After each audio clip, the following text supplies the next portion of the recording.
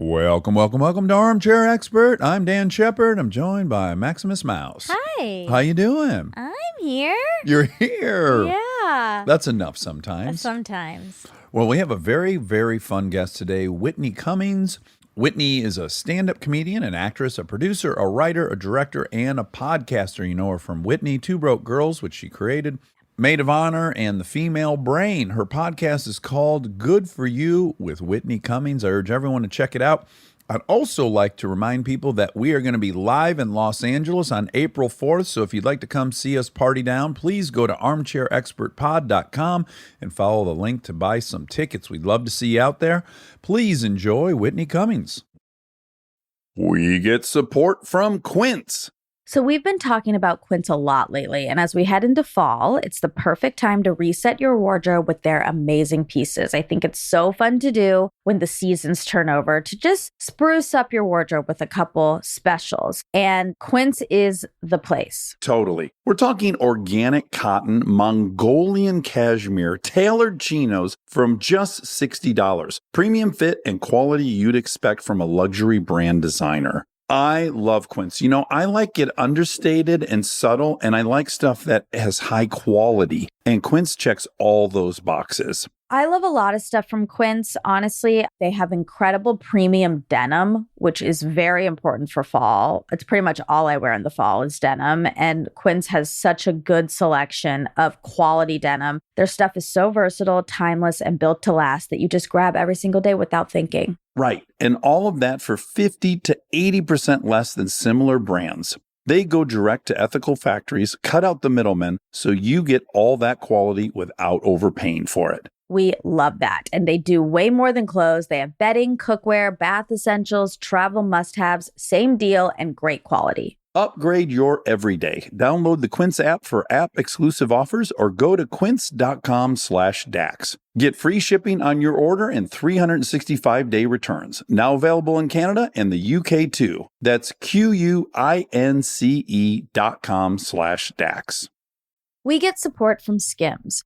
Oh man, do I love Skims. I've been living in the Skims lightweight cotton collection all summer, and I have to tell you, getting dressed has become so easy. I just throw it on. It just feels right immediately, whether I'm grabbing coffee or I'm on the couch all day or I'm out, even going to dinner. The cotton is so lightweight and breathable, which in this heat is a non-negotiable. The cotton jersey t-shirt, I just need everyone to know about this one. This one hugs in all the right places. It's very soft and it still looks and fits the same after months of washing, which is very hard to do, I feel, with t-shirts. I've been wearing the black cotton jersey t-shirt with basically everything all summer long. It goes great with any patterned skirt or shorts or pants. I mean, anything truly. I believe that's probably my favorite piece from the cotton collection, but they also have great lightweight cotton thongs that are so comfortable and they're cute. That is a very, very hard mix to achieve, especially with undergarments. I feel if you can find some that are cute, but also comfortable and do the job, that is a win. And Skims has really, really figured that out with the lightweight cotton collection. Shop Skims cotton and all of my favorite pieces at skims.com. After you place your order, be sure to let them know we sent you. Select podcast in the survey and be sure to select Armchair Expert in the drop-down menu that follows. He's an armchair expert. He's an armchair expert. He's an armchair expert. Okay, so I was late, and I'm very sorry, and I'm embarrassed. And as I was being late, I was thinking, because I feel this kinship with you. I'm one of the great projectors, right? I think everyone is like me. But I really think you and I are quite similar in so many ways. So if I had gotten here and I was you and the host wasn't there, I would immediately go, well, I bet he was on time when Gwyneth Paltrow was here. I would start going through all the people I decided the host. He wasn't. Well, I was on crutches that time. Yeah. To me, I actually saw it as a testament to how close we are. Good. I was like, if he feels comfortable taking care of himself in whatever situation he had to do, and he'll go, Whitney will understand. To me, it made me go, he doesn't think I'm some kind of narcissistic egomaniac, and he knows I'll be able to handle it. Well, that's a really way to healthy look thing. at I'm it. glad. So good. You know? I think in the past, before I was in any kind of recovery, I thought I was the only person with anything to do. Yeah. Even though I had nothing going on, I just thought I was the most important person in Sure, the world. Well, we all do. And I also, because I was such an adrenaline junkie and a codependent, I did so many things out of obligation that my schedule was just ridiculously packed. Also, just to keep busy. Yeah. So you I don't- would have had something scheduled to the minute when we were done. And I'm not delusional like that anymore. Well, I'm really glad that was your thought, because in a weird way it was. I was like, I'm fucking, scrambling to get out of the house, and I'm like, I think Whitney will understand this. I think my life right now is pretty much where hers was when she had a talk show and 2 sitcoms on the air. Like, just maybe too much stuff. It's too much stuff. It's not healthy. Yeah, Dad, love me. Begging you. Dad, do you see me now, Dad? Do you see me now? Do you love me now? Yeah, to me, I was sitting here and I was like, oh God, I feel like this is so much harder on the person who's late. Yes. Like, I'm fine. We were talking. I made a bunch of phone calls. I had a wonderful time in this gorgeous Narnia. And I was like, I'm glad he's late. This is perfect. I can collect my thoughts. I kind of did a little mini meditation. So you did me a favor. Oh, good. What version of recovery are you in? I'm in Al-Anon, 8 years. You are? Yeah. Oh my 8 God. I want years. That's will you amazing. take my wife? No. She actually had gone when we first started dating, I think, Yeah. which was very wise. But she's doesn't need much shit because she's pretty healthy, Yeah. annoyingly so. I know. It's every time I've met her, and I'm such a fan anyway, she doesn't vibrate on that sick frequency that we just know. Yeah, You know what I mean? I yeah. mean, we've done this long enough. You walk into a room and you just the most, divorced, narcissistic, Yeah. borderline sick person. You're like, want to be friends? Insecure megalomaniac. Totally. And every time Where are they? Every time I see her, she's like, hey, we have a great conversation. And I'm like, there were no Oh yeah. sick sparks there, no trauma bonding. Oh, we were driving on Sunday to a friend's party, like on the west side, and we were on the 405, and it was it was a parking lot. Mm-hmm. And we're sitting there for a while, and I said, oh, hon, I realized this new trick. Like, if I start going through a list of all the things I'm grateful for about the actual car I'm sitting in, Yeah. it really helps with the annoyance of traffic. I'm like, aren't these seats comfortable? And she's like, hon, you can stop. I don't need to do I'm not trying to work myself out of a place of annoyance right now. It's like big deal. We're sitting, and I'm like, God, what is it like to just She's exist? so self-contained. She's so like, I've seen her before be alone. This is a weird thing to say. Oh, yeah, But tell we me. were going somewhere with some mutual friends, and she was in a parking lot, and she was just kind of waiting. And I swear, and when I'm waiting, I'm on my phone. I'm checking yeah. things. I'm like, I gotta be productive every second, and and she was just kind of looking around. And, Sure. And I was just like, I wonder what that's like. Yeah, I used to, like, when I was critical of it, my way of doing things was the only way. I would have Yeah. described her as out to lunch. Like, hey, Yeah. aren't you annoyed by all this? Like, pay attention. Totally. I think for so long I conflated like being neurotic and consumed by fear and self as being like interesting. Sure, Yeah. Like sure. you have to be in some kind of agony to be interesting. Yeah. And anyone who's not just like Well- isn't on my level. Yeah. I have to imagine that you have assessed that it was fuel to your productivity now. Yeah. Well, yeah. For Like, sure. I got to be this person Yes. Mm-hmm. so that I'm not this person, and I need to accomplish all these things to be seen as that person. Yeah.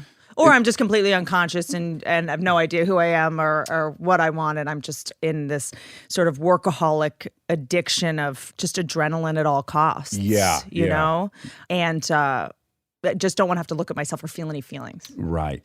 So how often will you go to Al-Anon? I'm just moved kind of far away, so Yeah. I'm. It's actually been interesting because I'm going to new meetings, which is a Oh. new level of Al-Anon recovery. Being around like new people in a new building and being like, but they're not doing the meetings right. Oh, yeah, yeah, like yeah. these aren't like these announcements are not the announcements that we do at my other meeting. It's like a new level of looking at my rigidity and like control addiction, Yeah. and like these people aren't recovered enough, which is the next level of like Al-Anonic criticism and judgment. But I would say twice a week. Yeah. Now, I have a loose understanding of Al-Anon, even though I grew up with my mom sometimes going to Al-Anon. But in general, you're treating kind of codependency in there? Codependency, which is such a vague term, it's taken me so long to understand. Yeah, I think people cannot really wrap their head around what that means, really. It's so insidious. It's so vague for so long. And I remember the first thing I heard in an Al-Anon meeting, because I thought you go to Al-Anon because someone else is drinking. Yeah. You know what I mean? Yeah. And I first went in program with so many, unrecovered alcoholics alcoholics in my family also learned very early in Al-Anon that in order for alcoholism to be present, alcohol doesn't have to be present. That's a really good distinction to make. Blew my mind. Yeah. Because a lot of what I saw growing up, I saw drinking, right? Yeah. But I didn't see a paper bag over a whiskey bottle. You know, it was wine, and but it was so none of the romance. none of none of the sort of like sexiness of it. But there was a lot of obsessive organizing and obsessive controlling, and everything has to be perfect, and we have to present ourselves to our neighbors a certain way, and your shirt has to be tucked in just perfectly. That's alcoholism. But I just associated alcoholism with alcohol, beer cans, whiskey bottle, and like a bum on the street. Like falling down the stairs. Totally. Which we had, plenty of that too. Sure. But so that really kind of is what blew my mind, because also a lot of, great, highly functioning alcoholic parents are great at hiding actual alcohol. Yeah. As a kid, you just see something change at 5:30. You're saying something and someone's not hearing you. Right. Someone's not picking you up from school on time. Like, you don't associate that with alcohol when you're a kid. No, and in fact, this is the weirdest thing. I remember when my father went to treatment, I was, I think, 13. And everyone was like, oh, good, he's finally going. And I had this weird feeling of like, oh, I didn't put those dots together. Like I thought my father was unstable and stuff, but I wasn't really like, and we went to the bar all day long on Saturday as the three of us, my brother and I and him. And I felt very embarrassed that all the adults realized he was an alcoholic and I was somehow in the dark about it. And just a weird reaction. That was like the only takeaway. It wasn't like, oh, he was going or he was an alcoholic. It was just like, oh, I'm embarrassed. Everyone knew this but me. And I didn't know how to explain any of that. And I guess now I know. I love that you just said that, because that's such a big part of why it took me so long to go to Al-Anon, because I was so embarrassed that I didn't know what was going on with other family members and stuff. And there's this pride and denial, because they call it a cunning and baffling disease. Yeah. It's the disease that tells you don't have a disease, right? So the person that has it doesn't even know they have it. Right. And they do this great job of convincing you they don't have it. And everyone just feels like a fool. Yeah. You feel stupid. Yeah, it's almost like like an affair in a family where like no one knows, but someone knows. And but also everyone knows, like everyone feels something is off. But the Al-Anon is very addicted sometimes to protecting the delusion. Sometimes the Al-Anons are addicted to the alcoholic staying alcoholic because it gives them a meaning. It gives them adrenaline. Like, they say there's like an Al-Anon checklist. And when I first went through it, I was like, oh, shit. It's we feel alive in a time of crisis. We derive some meaning out of cleaning up the mess and pouring them the drink and then waking them up in the morning and getting them dressed and pulling them together. And, there's also this, I learned a couple years into Al-Anon, like, oh my gosh, this is how I derive my self-esteem, by surrounding myself with people that are such messes. Oh, you picked the perfect profession. It's so true. I mean, literally. Comparatively, I have my shit together. Yeah. And there's so many people to fix. That's right. You walk into any comedy club. It's endless, and that becomes its own addiction. So for me, I just thought of addiction. I thought drugs, alcohol. And there's so many addictions that aren't really in the zeitgeist. Control is an addiction. Adrenaline is an addiction. Toxic relations. Drama is an addiction. A lot of people have a knee-jerk reaction to like sex addiction. And they'll go like, oh, that's just an excuse so people don't have to, own what they did. And I'm like, they can still own what they did and explain to you why it's an addiction. And my very simple kind of definition is, if you're using this thing to regulate your emotions and you're doing it habitually and can't stop, that's an addiction. If that's your method, that you make something your medicine, that's an addiction. And I think that the sex addiction thing, is always, because I think that just triggers people. That's a hard word. I feel like sex in general. In general does, but I think sex addiction, it was very threatening to me for a very long time, because it's just like, you're going to tell me someone's not in control of them. I grew up around people not being able to control themselves. And when I talk about sex addiction with people and they have that reaction, I'm like, I'm not going to push it. Yeah. I know what that is. Yeah. Like, you need to be in denial about this. But a lot of it in learning about sex addiction. I went into that area for a while. I don't identify as a sex addict, but the intrigue, love and intrigue. Yeah. I'm a huge intriguer. Intrigue. I when I heard someone explain it, I was like, oh my God, when you kind of have these fantasy, essentially relationships with people that you either work with or just know of, and it's a way to kind of sort of hoodwink yourself into participating in society when you're. Yeah. Also, isn't an aspect of intriguing like you must put the lure in the water and see, does this person want to go to a slightly shadier level with me or a different level with me? Like, is there something other than just we're acquaintances? That risk taking. Yes. So in my experience, it's like, I need to know every human being on the planet is attracted to me. Yes. Or optimally. Obsessed with me, frankly. Yes. I would want everyone to somehow be in love with me. So I need to check in. Yes. I mean, if you are, you're disgusting. Yeah, exactly. Oh my the God. second you love You're me. Yuck.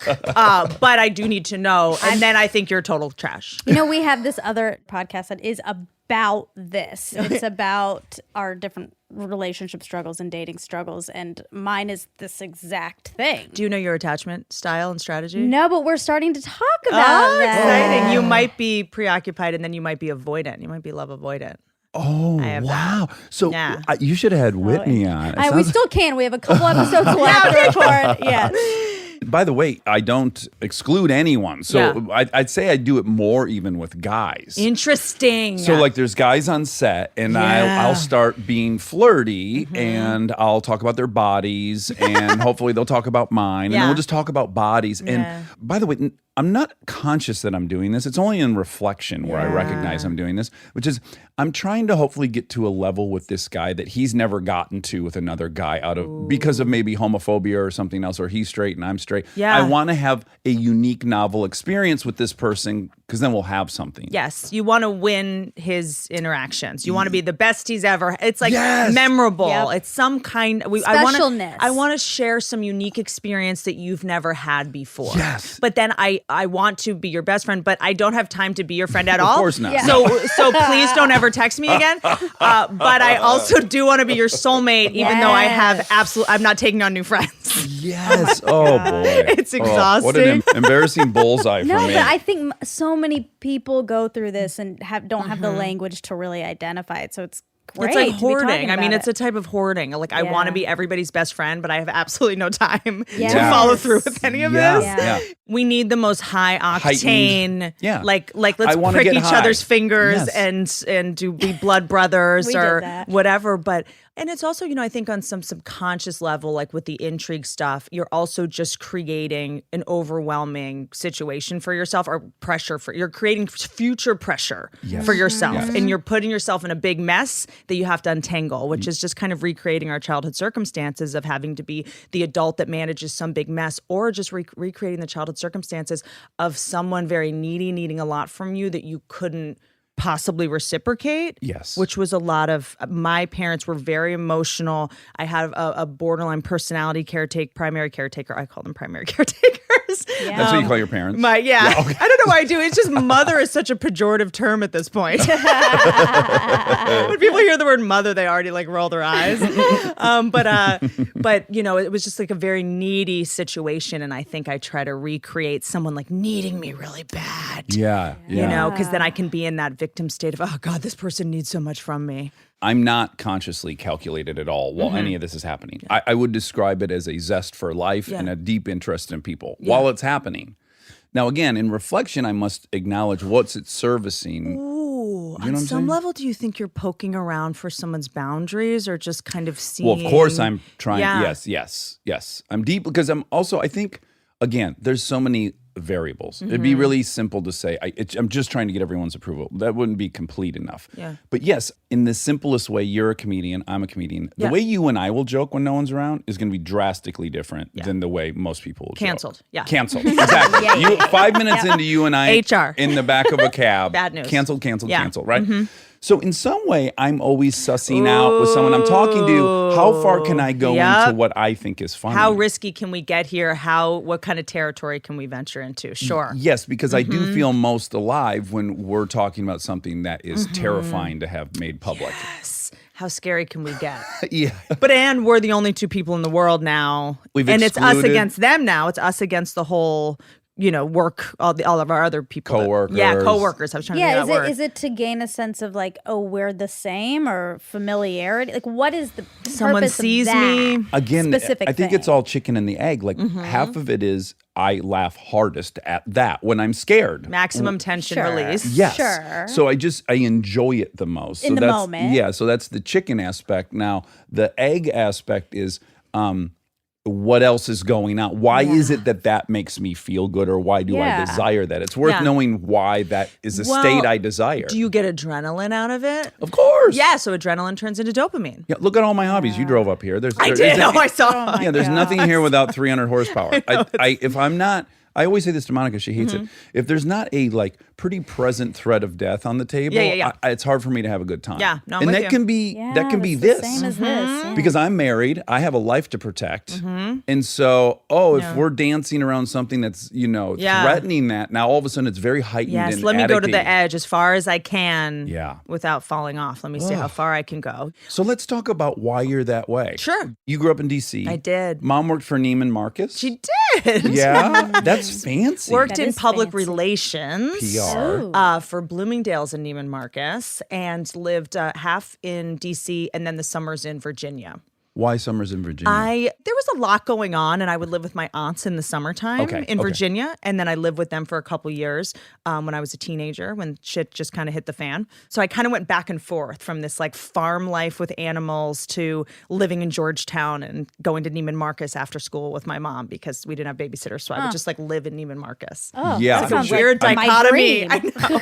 I think that was also maybe my first little drug was shoplifting. Oh, yeah. Such a good one. A lot of people, Yeah. that's the gateway. I never knew if because I grew up without money, if that was why, because there's a lot of people with money that shoplift too, but it's a pretty solid famously, high. Yeah. Winona Ryder. Winona Ryder. That's right. Yeah. It's a pretty solid high and a pretty solid, for weeks you don't know if you're going to get found out, so you're in constant adrenaline and Oh, shame. wow. It's a good one. Oh, man. I know that's because tasty. there's surveillance cameras. It could at any moment they could find out. What kind of things are you like taking? like little creams? doll? Yeah, stuff that probably at the time I thought was a big deal, but really like paper clips from my mom's coworker's office, like little things. Oh. Nothing major. So my brother and I, he's 5 years older than me. Mm-hmm. And so at this time, I think we were 8 and 13. Mm-hmm. And we went into Hudson's and they had really high-end electronics.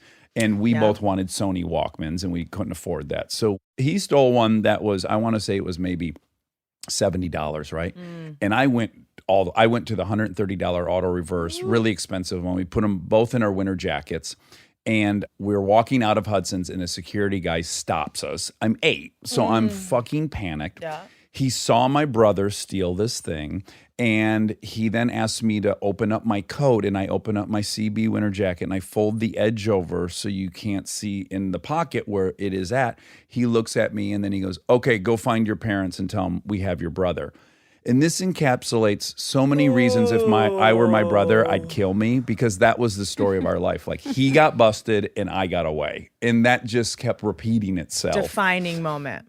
Yes. And I was so panicked that I walked like 100 yards down the mall. Then I sat down on a bench. I put the Walkman on the bench, and then I got up and I walked away. And then for the next, 400 steps, I'm like, someone's going to tap me on the shoulder and say, here's your Walkman. And then I'm going to get arrested in the whole 9 yards. But yes, very memorable, heightened experience at 8. That'll leave a mark. I'm obsessed with how people shoplift. Oh, tell me. Someone that I work with, this comedian, he used to work at Sephora, and he said the way women steal lipsticks is they come in and they twist up the lipstick and bite it off and put it in their mouth. And Oh, are you serious? Oh, my No.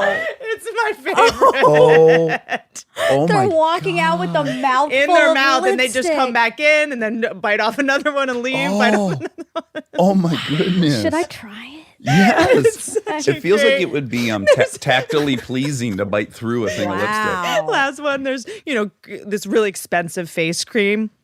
And this woman returned it and said, I'm returning this. I want my money back. And he opened it, smelled it, and had to say, ma'am, this is mayonnaise. No.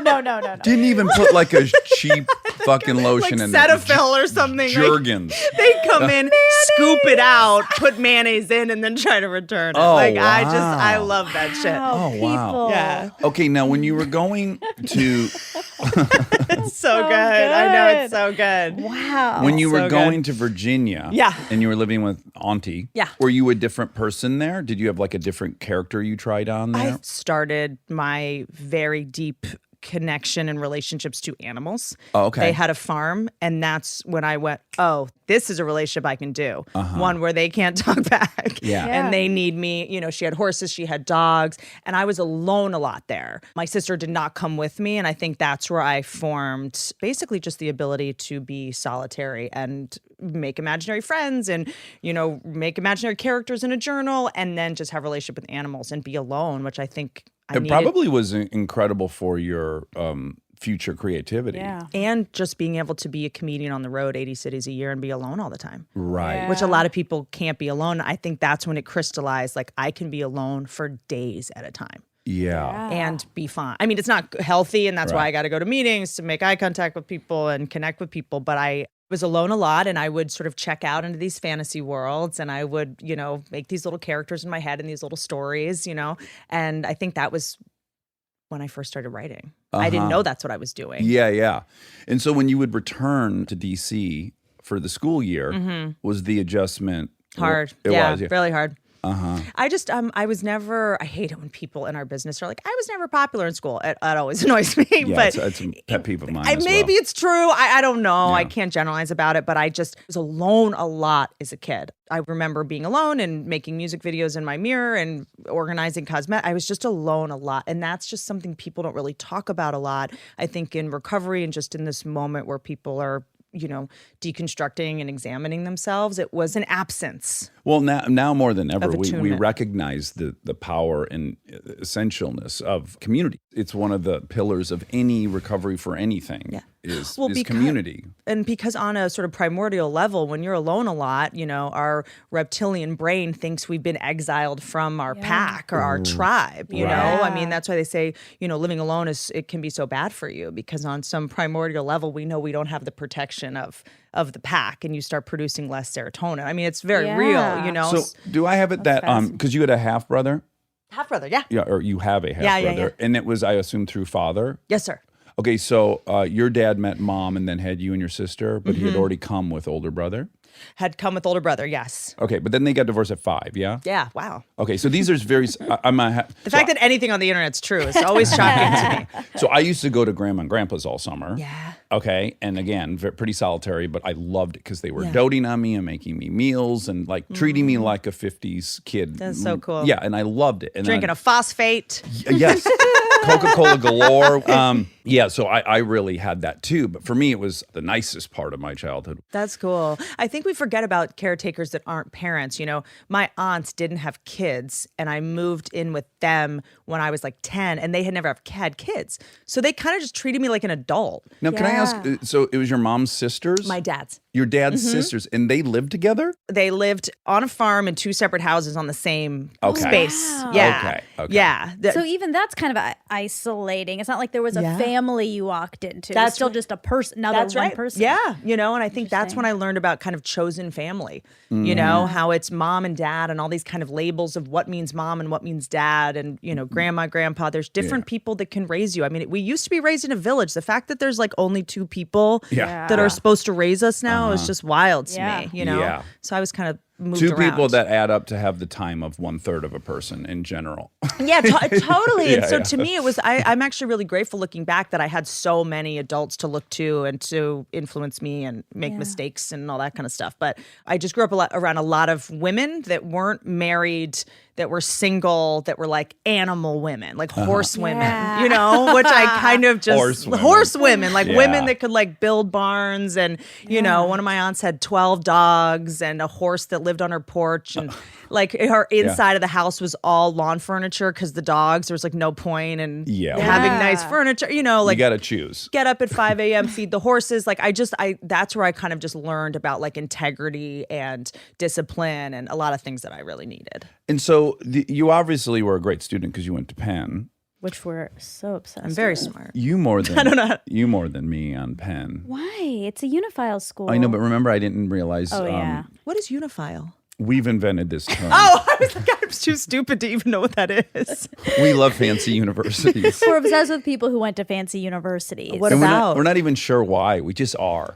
Yeah. Well, with status, we It's like weird. we like status. It's weird. I mean, it's definitely weird. It is. It's you know, I don't even know what to say about it. I'm always so embarrassed about it. That's what happens to these It's people. not even worth it because it just makes everyone hate you. I know. I was saying, I've said this on here before, but my us. friend Christine went to Harvard Law and she did quite well. And I've been with her on 10 different occasions where people asked her where she went to school. And as soon as she says Harvard, they go, ooh.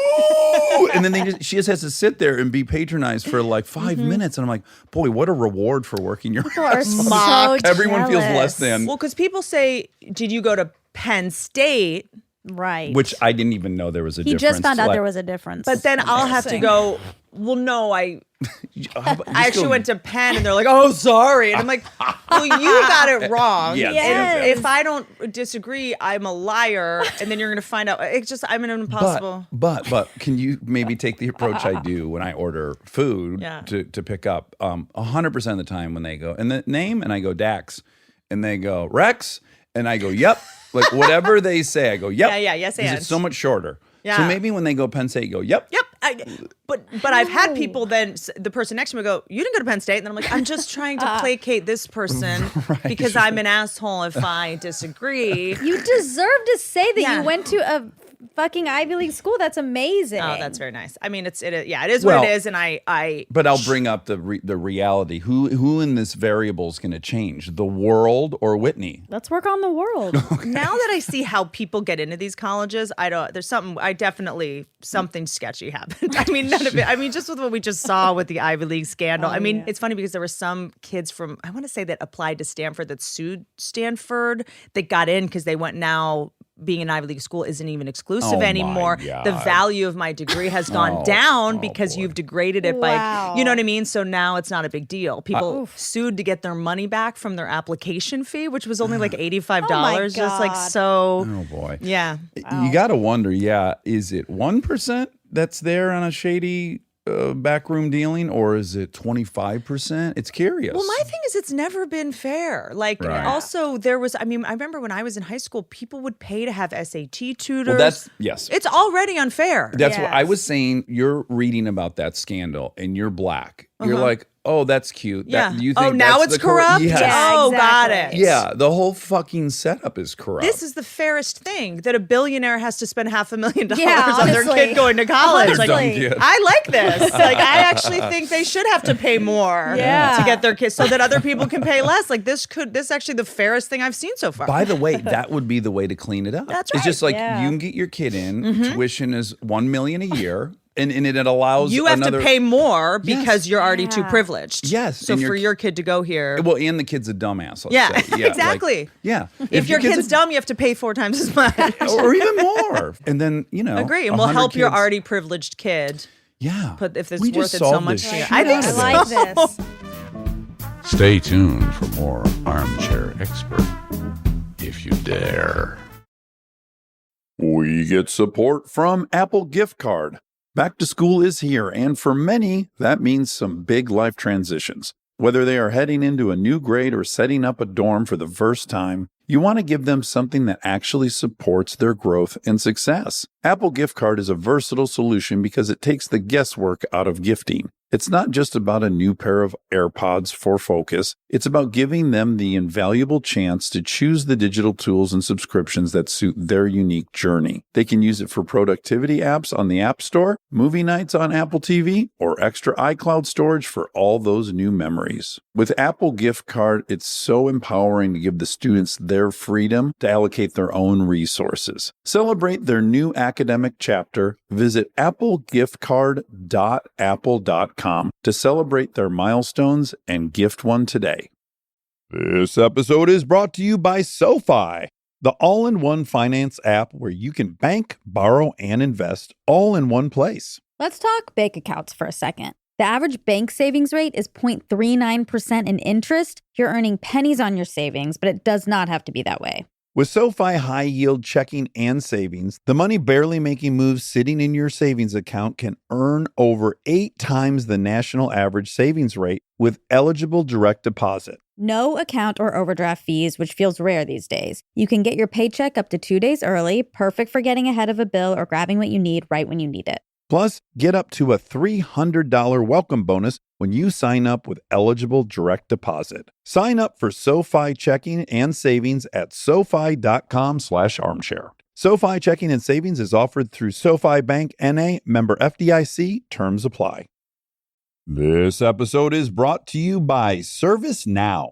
Look, I have my dream job. I get to talk to folks I admire like crazy and ask them virtually any question that I want to. I can't imagine a better way to spend my time. But even dream jobs have some not so dreamy parts, the stuff that gets in the way of the actual work. Now, that's where ServiceNow's AI specialists come in. They don't just tell you what you should do about your busy work. They actually do it, start to finish. Cases closed, requests handled, no extra work for you. So you and your team can focus on what matters most, which for me is, are they obsessed with male bodies on the same level as I am? They never are. To learn how to put AI to work for people, visit servicenow.com. We are supported by Walden University. You know that feeling when you've been thinking about making a move, going after the degree, the promotion, the thing you keep telling yourself you'll get to someday? Walden University is built for that moment. For over 50 years, Walden has helped working professionals get the W, the knowledge, the skills, and the confidence to create real change in their careers and communities. Their programs are designed around your life, not the other way around. With Tempo Learning available in select programs, there are no rigid schedules or set weekly deadlines. You move at your own pace. And Walden's faculty aren't just academics. They're practitioners who bring real-world experience into everything they teach. From your first class to career coaching and beyond, Walden is your partner the whole way. Take the first step and learn at a pace that works for you. Visit waldenu.edu. Walden University. Set a course for change. Certified to operate by Chev. So, but was being a great student a part of the control? 100%. I now look back in complete obsessive control addiction because I felt so out of control. You know, I also wanted to make it. Are you comfortable saying what mom's kind of thing was? Drinking. She liked to drink. Yeah. And obviously she probably was a little bit of a workaholic as well, maybe? For sure. That's right. She worked her ass off. And it's weird because the idea of a workaholic is such a crazy term to me because most people have to work. Mm-hmm. You know what I mean? And work ethic is something, it's a virtue. It's really becomes an addiction, right, when it either stops being fun or when you continue doing it despite negative circumstances. Yeah. And consequences. So for me, there's times today where I'll be working on something that's never going to happen or that's I'm showing up 20 minutes late for things or I'm ruining relationship. That's when I'm like, okay, this is the workaholism. Oh, that's a great way to look at it. Instead of the work ethic. When it stops being a choice. Right. I don't know that I've ever applied that lens to it, but yeah, looking around and going, am I leaving wreckage in my wake because of this thing? Yeah. But we do this thing where we're like, but I'm busy and I'm so important. I did it last week. I started a new thing and we shot 2 episodes of it and I was really short with 3 different people, like embarrassingly so. I had to make these long amends and I was just driving home so disappointed in myself on Friday going like, fucking hey, you couldn't get through 1 week without being an asshole to 3 people and then having to say sorry and blah, blah, blah. And then I started thinking, and I've worked 15 days straight, and I have 2 little kids. And, part of it is it's hard to be a good person in this situation I've put myself in. So I'm not excusing it, but I'm like, the more that stacks up, the less predictable I am, Right. which that would be, a red flag and something to go, oh, well, maybe you're doing too much. Because you're at capacity and your glass is, half full. Overflowing. Yeah, because I'm now at the point where if I snap or something, I can pretty quickly course correct. Like I can pretty quickly go, okay, am I hungry, angry, lonely, or tired? Yeah. I'm all of those things all the time.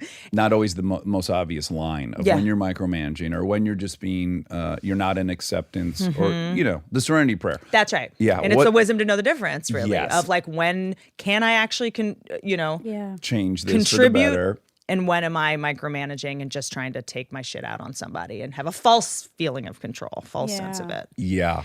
And then I'll say, coupled with, I don't spend enough time recognizing my position and my status. I literally, if I'm in an argument with somebody, the last thing I'm thinking of is, oh, I'm number 1 on the call sheet. Oh, I'm the person that's going to be promoting this. Like that I have leverage that this director might not have. I just think I'm in a battle of good or bad ideas. Yeah. And I'm not taking that into account. And then when I leave and I realize I've hurt the person's feelings, my first thought is like, well, they should have then spoke up. But then I'm like, no, it's can't. a lopsided debate. Ooh. And I gotta fucking be aware of that. It's just your hard. physical presence you don't too- ever take into consideration. Yeah, that you're that's like true. a tall, white, powerful. Well hung, exceedingly well hung.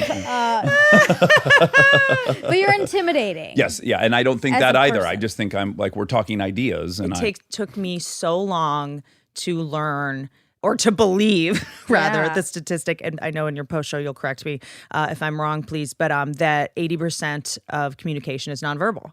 It does not matter what you're saying. So much of it is how you're saying it. And So Monica can tell you true. immediately right now what my nonverbal thing is, where people start getting scared, and I'm completely unaware of it. Yeah, he like kind of does this like nose. I have a nose flare. thing, I guess. His nose starts flaring a little bit. Jesus. I now, like, if I know that I have to have some kind of confrontation with someone, what Al-Anon is so great for is it's in every program of pause. Of at least being able to, if I need to say something, press pause, regroup, because feelings are not facts, and delineate what's a feeling here and what's a fact here. Are we really running late, or do I just feel like we're running late because I've booked myself to the gills and I have lots of shit to do and I'm super important?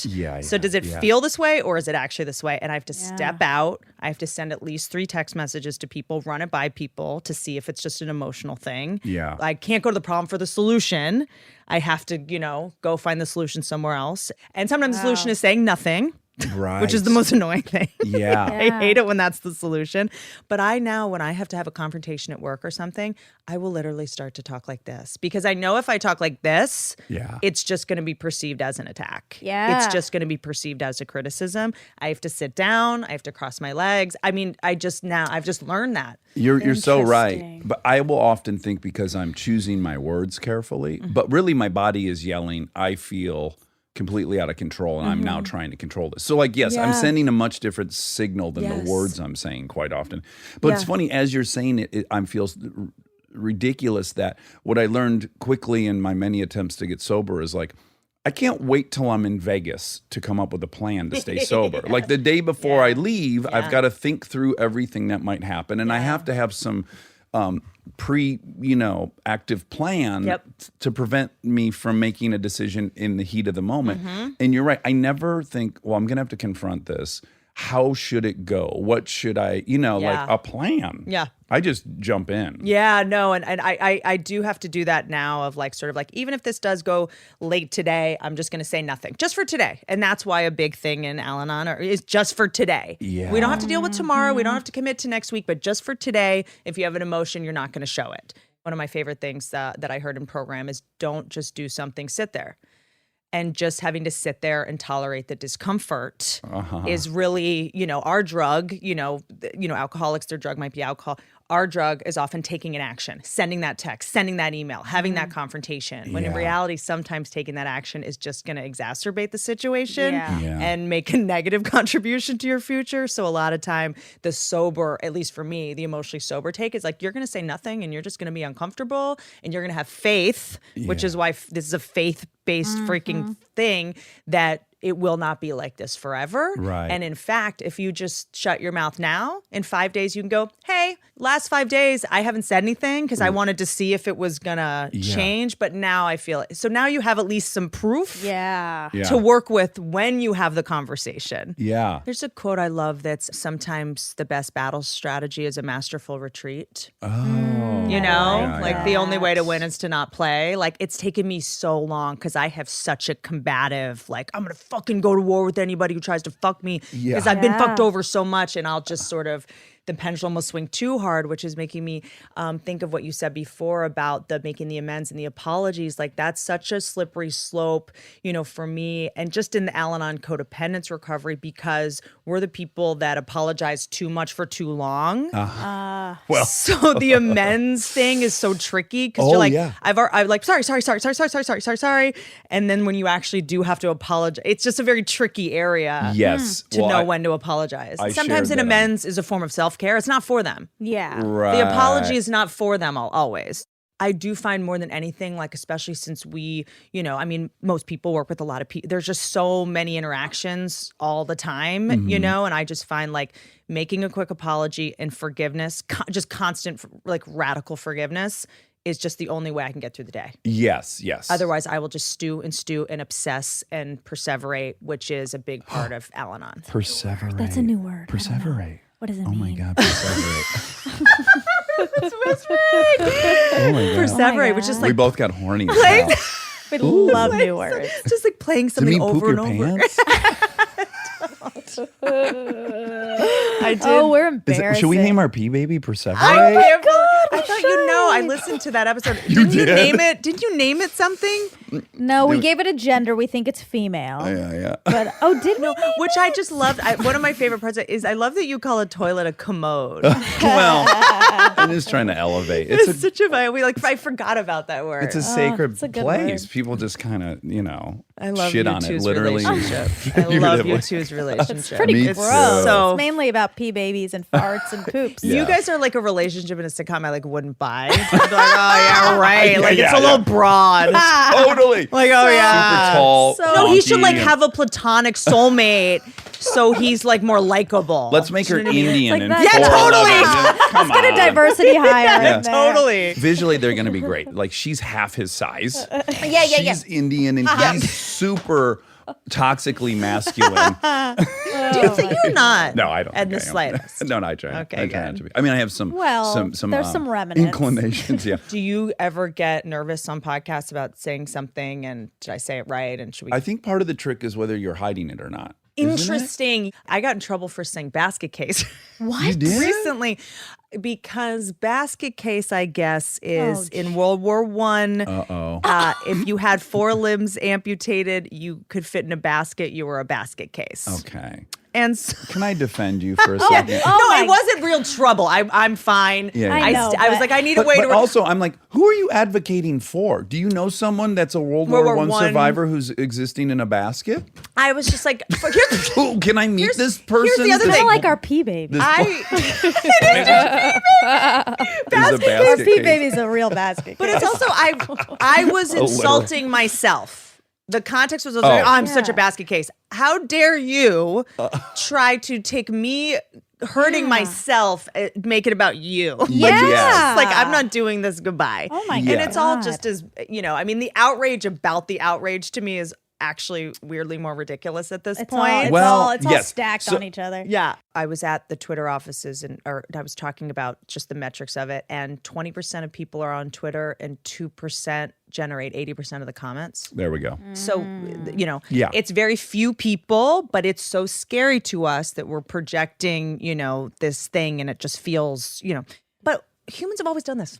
there's also that there Yeah. used to be a town square where everyone would go watch someone get hanged. The Romans used to watch criminals get torn apart in the Colosseum. I mean, we've always done this. We've always had a adrenaline addiction, self-righteous indignation, obsession with, it's like when you drive past a car accident, you have to look and, Yeah.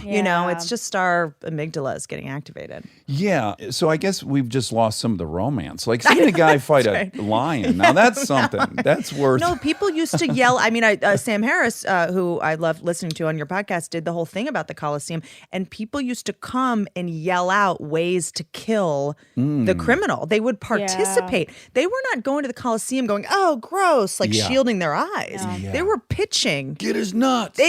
Tear them apart. And their favorite was to tie a horse to each one of the limbs and have the horses boy. run into. Quartering. Is they that call what it's it? called? Quartering. Yeah. Oh, wow. Yeah. Which Sam Harris Do you know explained. what that makes? A basket case.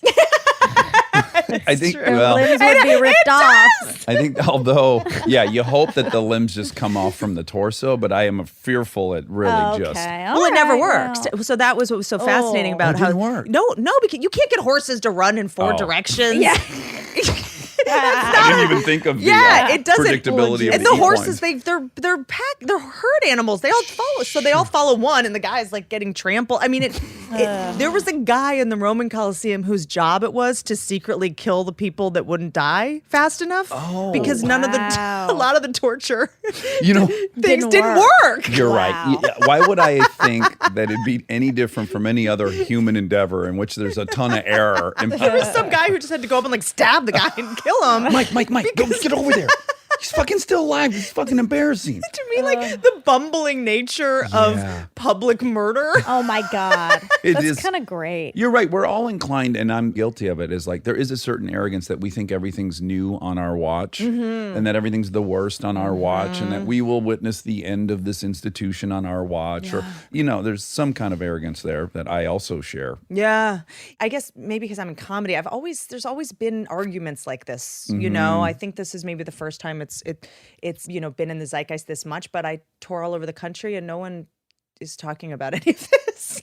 They're not. No. Oh, uh-huh. I mean, I worked Yeah. on Roseanne and I left Roseanne and it was the biggest story ever. And, and then I go to Tampa and everyone's like, what happened to Roseanne? Where'd she go? Oh, like they don't even know I'm like, you what. didn't hear? Right. Yeah. And then I tell them and they're like, well, Yeah. why doesn't she still do the show? Yeah, she was, okay. We all knew she was nuts. Oh, my Like, God. Yeah. I should hit you with my idea. Ooh. Canceled network? I Have you- have a pitch. Do you have a wait? Do you have a competing Sell network? ad. Nope. Oh, okay. Cancel. What's it called? Cancel Canceled channel. network. Yeah, canceled Cancel channel or channel? network. Canceled TV. Sell ads. Uh-huh. Take the money and donate to the charities. Boom. Okay. Boom. I like That gets us Why out of not? it. Can I keep 10% of the profits? Okay, Why? well, For administrative costs? Because listen to this network, okay? Matt Lauer kicks us off in the morning, right? Bill O'Reilly comes in and gives us some Yes, cutting there's political some commentary. movie of the week by Harvey. Cosby Yep. Show's back. Okay. That's just the rerun. Just It's- a new one or It's the a old new ones? one where he's like a granddad. Oh, Okay. boy. Well, Yeah. we'd have to figure out his schedule. Yeah. Yeah. A lot of green screen. know Yeah. how for him. available So he with is. one set, it's a bottle episode. But then we close out the primetime slot with fucking Roseanne, which was the biggest show in the last 20 years. There's no arguing that the canceled network is not a Piven could hit. do a cop show. Yes. We did Weinstein does the movie of the week. Yeah. Sure, Spacey, sure. Kevin Spacey could do a fireside chat. Oh, yeah. This makes Monica very nervous. So just again, very If much you- joking. If we you're don't wanna- able to raise money, and Yeah. that's the only missed opportunity here like is that. raise money, give money to Planned Parenthood and Time's Up, and I like that. If you can make us money. yeah. Why not Make them listening? useful. There's a lot of. Here's the thing about all these men that have gotten canceled. A lot of them are very brilliant men. I know. That's the thing. Is some of them are pretty good at certain Yeah. stuff. Yeah. So at least keep doing contribute in thing. some way, and don't just be sitting there. Do they get paid at all? I mean, No, they can't get paid. this is where it No, gets really tricky. no. Do we pitch it to them as just a pathway back to relevance? No, it's just you are Atoning. atoning. Okay. Yeah. Like This two is- scenes. Not that you have any compunction whatsoever, but this is a way to connect with your fans. We're getting bogged down in the details. I think it's such a great idea. Like just get it in motion and then we'll worry about all the Okay, particulars. well. Yeah, I'm like, do they get to go in the edit room and have final cut? Like, we're playing this out. We're getting really into that. But if it's a way to raise money, Yeah. and give it to charitable causes, Now build we're- schools or something. Well, let's earmark that. You and I think maybe we should partner Yeah, I up know. on that. You have a lot of television experience. Okay, but I want to go through some of your fun accomplishments, which there are many. First, starting with going to Penn and graduating magna cum laude. Two things we share. Punked in our Latin honors. I don't think you remember when we first met. You'll never remember it. It made me love you instantly. You were off Punked. I was on Punked doing the secret season. Remember, everyone thought it was canceled, and then there was like a secret season. Yes. And this was back, I had was 22. I was broke. I had just read The Secret. Oh, yeah. I was making vision boards. Yeah. All I had was the metaphysical. That's all I had to go on. Were signs from the universe and manifesting things. Yeah.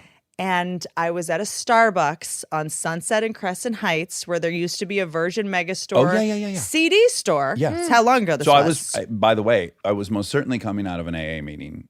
There used to be an AA meeting in the parking garage of that place. I know there's a lot of great meetings there. Yeah. Yes. Okay. You were at Starbucks, and I walk in, and you're standing right in front of me, and I'm like, I just manifested My this. vision board. No offense, you were not on my vision board, Yeah. but being on Punked, you came up all the time. We were talking about you all the time, and I was like, oh my God, this is the universe I'm so nervous. providing Me too. or something. So I'm on Punked, Yeah. a season that you, maybe knew about, but probably didn't. You're like a movie star by now. I'll just add, so you have full 3D. Yeah. I am at that stage running from Punked because I'm doing Right, interviews where yes. people are saying, what's it like to act? Which was all in my head. I felt like Right. people were saying, you're a junkie reality star. Why are you in these movies? That was my narrative at the time. So not only My narrative was he's just so funny and great and everyone loved you. Yeah. right. And totally. I'm like, not only, I'm kind of running from Punked at that I would moment in my imagine. life. I would imagine. Yes, which is I'm ashamed of. It's like what I had a great opportunity. It was wonderful. It was a fun show, and God bless that thing for happening because Right. now I made a living. So, but in that moment, But then and then you get famous for a certain thing. You're like, I don't want to be famous for this thing, but Yeah, all yeah, I yeah. wanted was to get every time I do an interview, it hurts my feelings. yeah, exactly. I mean, it's exactly. everything. Every compliment anyone gives me is a rejection, and that's just how it is. Yes. You know. Yes. And so I was like, I'm gonna go up and say something. He would want this. He would want me to say something. I'm like so convinced we're about to have this like magical like kismet moment, and I go up to you and I'm like, hey, oh my God, I'm on Punked right now. And this is I'm I'm so nervous. I'm cringing, and then my first thought was to go, "Oh no, I'm not going to punk you, I promise."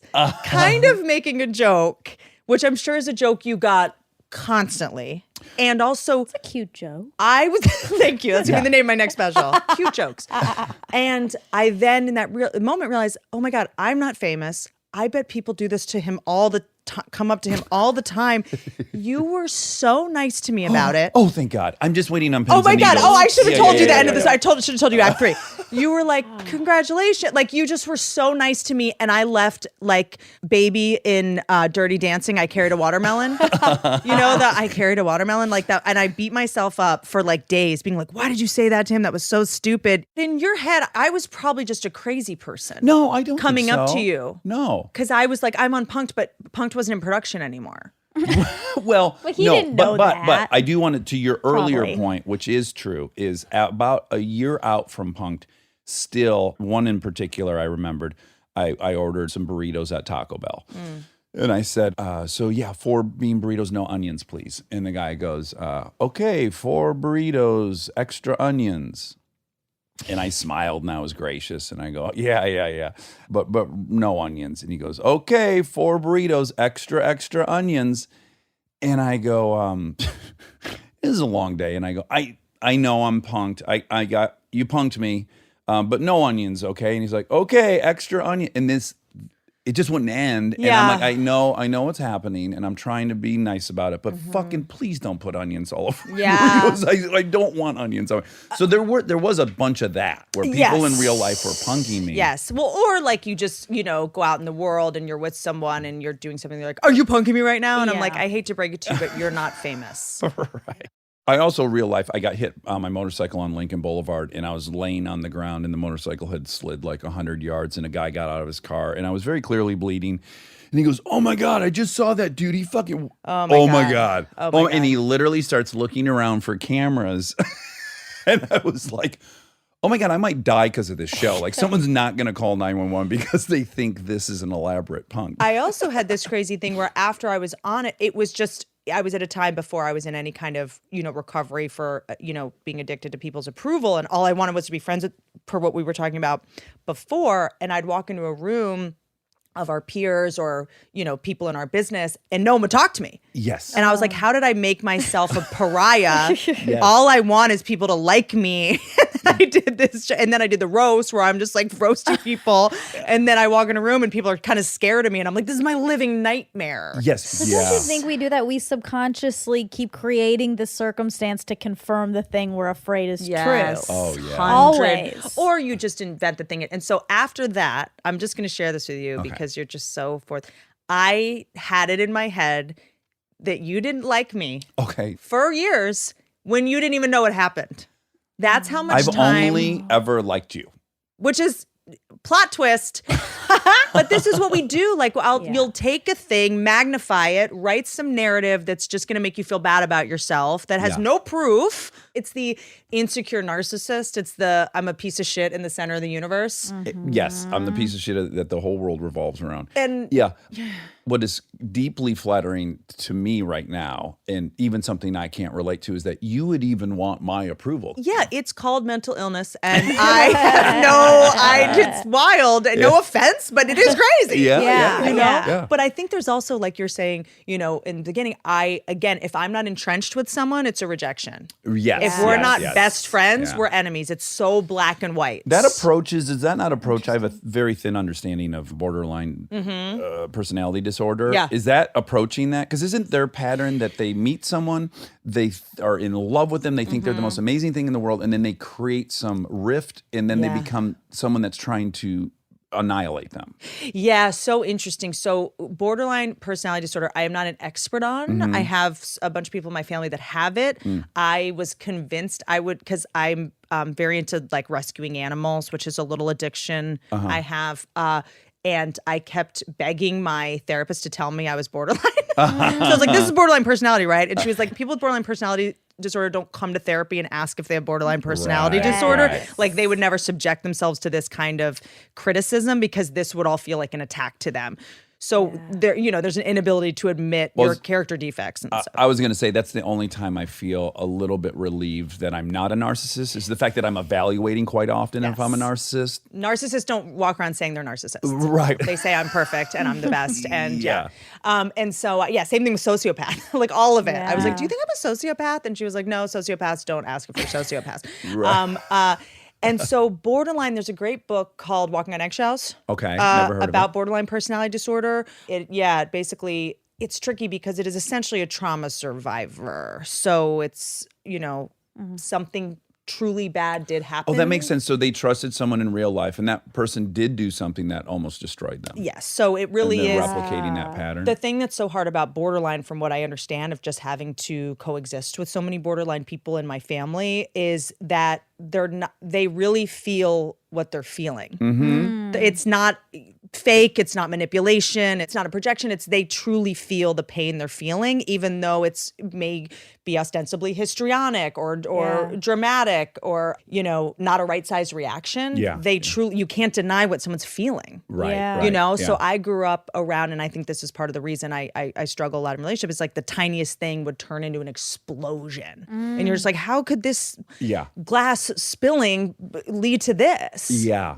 But to them, it's such a bigger thing. I think we've had one or two borderline personality disorder folks in our lives over the last decade, Chris and I. And I only know about it because I was listening to Mark Maron interview that therapist. Phil Stutz? Yes. Yeah. That's probably my favorite interview of Best. this. Phil Stutz. Something What a dude. there's a great Phil Stutz was my exclusive nightclub for the longest time. I was like trying to get into Phil Stutz. Sure. Yeah. I was like calling celebrities, being like, "Can you get me into Phil Stutz?" But he's got another therapist that he works with. They did a great book called The Tools. Okay. It has some great exercises about how to keep things right sized. There's something called the deathbed exercise, where when you're dealing with an issue, you picture yourself on your deathbed very vividly and looking back of like, is this something that is worth giving my attention to? Do you know I'm accidentally? How often do do I that say all the that? Yeah. time. I bet that's the most common analysis I run things through. I love that. When I was an overachiever Yeah. in teenage and college years, a lot of that sort of went along with eating disorders. Disordered eating is a big part of,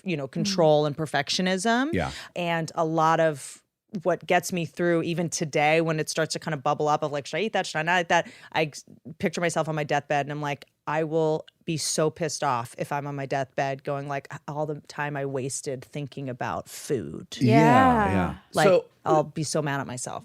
There is a pride that comes along with just like being the A student. You know, yeah. I did this many sit-ups and this many push-ups and I only ate this many calories and I ate healthy today. There's a sense of pride of being reliable. And especially, for me, because I identify as an addict, if I'm able to resist something tempting, I just feel good about myself. Yeah. That's, productivity and cooperation makes dopamine. And Yeah. I think that would go under the umbrella of cooperation. So then when it tips, Look, eating disorders everyone's is so dramatically different that I found the more you try to figure it out, the less I even know. Yeah. Because I've seen, there's so much of it in my family. But to me, my eating disorder was really just like being as thin as possible. It wasn't about being attractive. That's not attractive. Right. So it wasn't about being attractive. It wasn't about like setting goals. I think it was just about being as sort of small as possible without any really thinking about it. And then a dysmorphia of not seeing how thin I was. I look back at pictures and I'm just like, it makes me shudder. I think a lot of the eating stuff is also a little masturbatory control exercise. It's a very isolating way to not have to socialize with people. I would only eat like certain foods when I was like a teenager, I would like only eat like dried papaya for like 3 months. That was like my safe food. Like it was just like a aversion to risk taking in any way or doing it. It wasn't about fat or thin because that's a ton of sugar, and then I would do the exercise thing. So I feel like when I met you, I was probably coming out of a gym called Crunch. Oh yeah, upstairs. I would Dave like Navarro worked out there. That's right. And Jeff Goldblum. Oh, and but I do remember in jeans. Yeah. He would come to the gym in jeans and loafers fantastic. and work out. And I was like, I love that's Hollywood. amazing. Like, I remember I first moved to LA. I was on an elliptical machine, which was like all I ever did. And Jeff Goldblum was on a elliptical trainer. And then Jodie Foster walked in and got on one next to her. And I was like, oh my God, I'm about to see this Hollywood moment. And they didn't talk. And I remember being like, it wasn't acrimonious or anything, but I just remember being like, oh, I thought all celebrities Yeah. were like each best other, friends. yeah. Like it was just a weird thing where it was just, I don't know, it was just like this surreal moment that I had. But I would overeat a ton and then I would work out for like 4 hours. Not to be gossiping, and maybe this is triggering for people, but what's the craziest like meal you It wasn't like ate? crazy. It was more like I'd have like 4 boxes of cereal. Okay, sure. Do you know what I mean? Or like 5 of those protein bars. So, I'd go to get these like things called ice blendeds. They were like milkshakes From Coffee Bean? At Coffee Bean. Oh, sure. And then I would just go walk on the treadmill for 4 hours. And then that would be an excuse for me to like not socialize, not go out, cancel plans. I realize now I'm like, oh, that was just kind of my way of hiding and isolating and not having real intimate relationships and consuming myself with like a full-time shame cycle. I mean, I know that all roads in addiction end at isolation. That's pretty much where they all end. Yeah. But I never think of it as like subconsciously, that's actually the desire to begin with. That it's just all is just a method by which to end up isolated. Yes, be alone because if you're alone, your chances of getting hurt, your chances of someone rejecting you or hurting you go down dramatically. And it's just a way to I can control things if I'm alone. Yeah. You know? I like you. Me too. Yeah, This is amazing. Oh gosh. Stay tuned for more Armchair Expert, if you dare. Living your best life means being extra where it counts and skipping the extra where you don't need it. Like in your cleaning products. That's where Seventh Generation comes in. Their bio-based cleaning power delivers a powerful clean with nothing extra in the bottle. Need a dish soap that cuts through the tough grease? A detergent that tackles the worst stains and odors? Seventh Generation handles it all without any dyes or artificial fragrances. Real clean doesn't have to come with a long list of add-ons. Upgrade to a powerful clean without anything extra. Look for 7th Generation dish soap and laundry detergent wherever you shop for your cleaning products.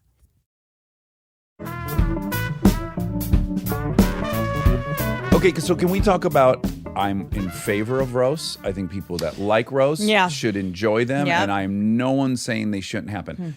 I've been invited Would to you a ever lot of do them. one? No, I've been invited to a bunch of them. No. I love them. No. I know, Yeah. I can't, I'm too sensitive. I like, for whatever great dig I could throw out there, whatever innocuous thing that was said about me would fuck me up for a couple weeks. Yep. It's just like too much of an all or nothing for me. Yeah. Oh, yes. You're great at them. Like, what's the relationship for you with it, knowing what I know about you? Now, Yeah. I mean, there's a reason I was able to do that very well when I was unconscious, an unconscious person with no money and nothing to lose.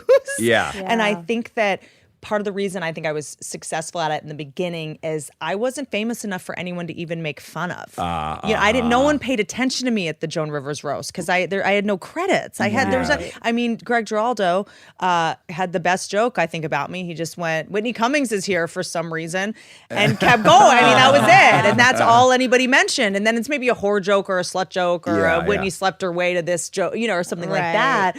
But I have not done the roasts for a very long time because once I had a modicum of success or things to talk about, it was too hurtful. And especially as a woman, there's only a couple ways to go: body, sexual history, face. At the same time, I've been in the rooms. I was a writer on the roast before I was ever a performer. And essentially, if you can't get someone on no one can say she's got a shitty career. Right. No one can. She's not funny. I can't say you're not funny. There's nothing I can get you on. So then we're just grasping for straws. Yeah. You get to a point where it's almost a compliment when somebody goes for your appearance because they can't go after anything else. That's true. That's true. I remember when we did I don't know, maybe I'll get in trouble for sharing this, but we were doing the roast of Bob Saget. Okay. And Artie was on it. Okay. And she wrote all these fat jokes and, whatever. This was before he had gotten sober and lost the weight. And, 8 years ago when you could make fat jokes. Sure. And Artie last minute had a very rough thing happen. Is this when he stabbed himself? Yes. Okay. So he canceled. Yeah. But we've got Oh, Jesus. 20 pages of jokes. Oh, God. And we have no one to go there. So, no. So the producer just starts calling every heavy comedian to make the jokes just to work. make the jokes work. My God. So finally we my get Jeff God. Garland, who's not that fat. Jeff has just lost 150 pounds. The jokes are literally, I think Cloris Leachman was like, is that a beanbag chair? Oh no, sorry, that's just Jeff Garland. And Garland's like, what? Like, he's not even fat. So they were so brutal. Oh, this is amazing. So it's kind of this just like matching up of trying to fit, and you also write a bunch of jokes and you write all the horror jokes and you're like, and a lot of times they're booked, people will cancel and it's someone else and you're just, I remember Susie Essman was on one year and we had all these jokes that I feel like were written for like Pam Anderson. Sure. We were just like, well, I guess we have to do this. And Susie Essman were like, be careful if she opens her mouth, cum's gonna come out. It was just like, and she's like, what? Yeah, but by the way, in other circumstances, it should be a great relief to not take it personal because it's actually. We didn't even write this for you. Yes. We just needed to. Yeah, I'm not minimizing that, but just the way that it's made. I think it's important that people are able to just like take that with a grain of salt. As well. I remember when I did. I think it was the Flavor Flav roast when Carrot Top was like very hurt. Yeah. It was really hard to watch. Pam Anderson, I've already made an apology to her publicly, but she was ready to get up and walk out when I went for her. It's brutal. I think we all think we're a little tougher than we are. Yeah. I think we might think we're a little less tough than we are. That's also my thing. I become a perfectionist in my character defects where I'm like, it's taking me so long to admit I need help or that I'm vulnerable. Then now sometimes I'm around my house and I'm like, I need help. I can't fix this computer myself. I need help. And then I'm like, I can totally do this myself. I'm just I really want to, sometimes I like overcorrect. But I remember Lisa Lampanelli and I crying after the Trump roast, just crying. Really? Because she had lost all this weight and they still were doing the fat jokes. And, it's like you can't win, but that's the nature of the beast. Yeah. And I still love a good roast joke and I love writing roast jokes. Yeah. That's how my family communicated growing up. Yes. And so within my family, I love it. We give each other shit a ton, but I know there's unconditional love, and I'm just not sure that there's unconditional love with all these acquaintances on a stage. And then America. Yeah. Yeah, and America. Yeah, and it's tricky. I think that the hardest part about the roast for me is, correct me if I'm wrong, like I think we tend to train people how to treat us.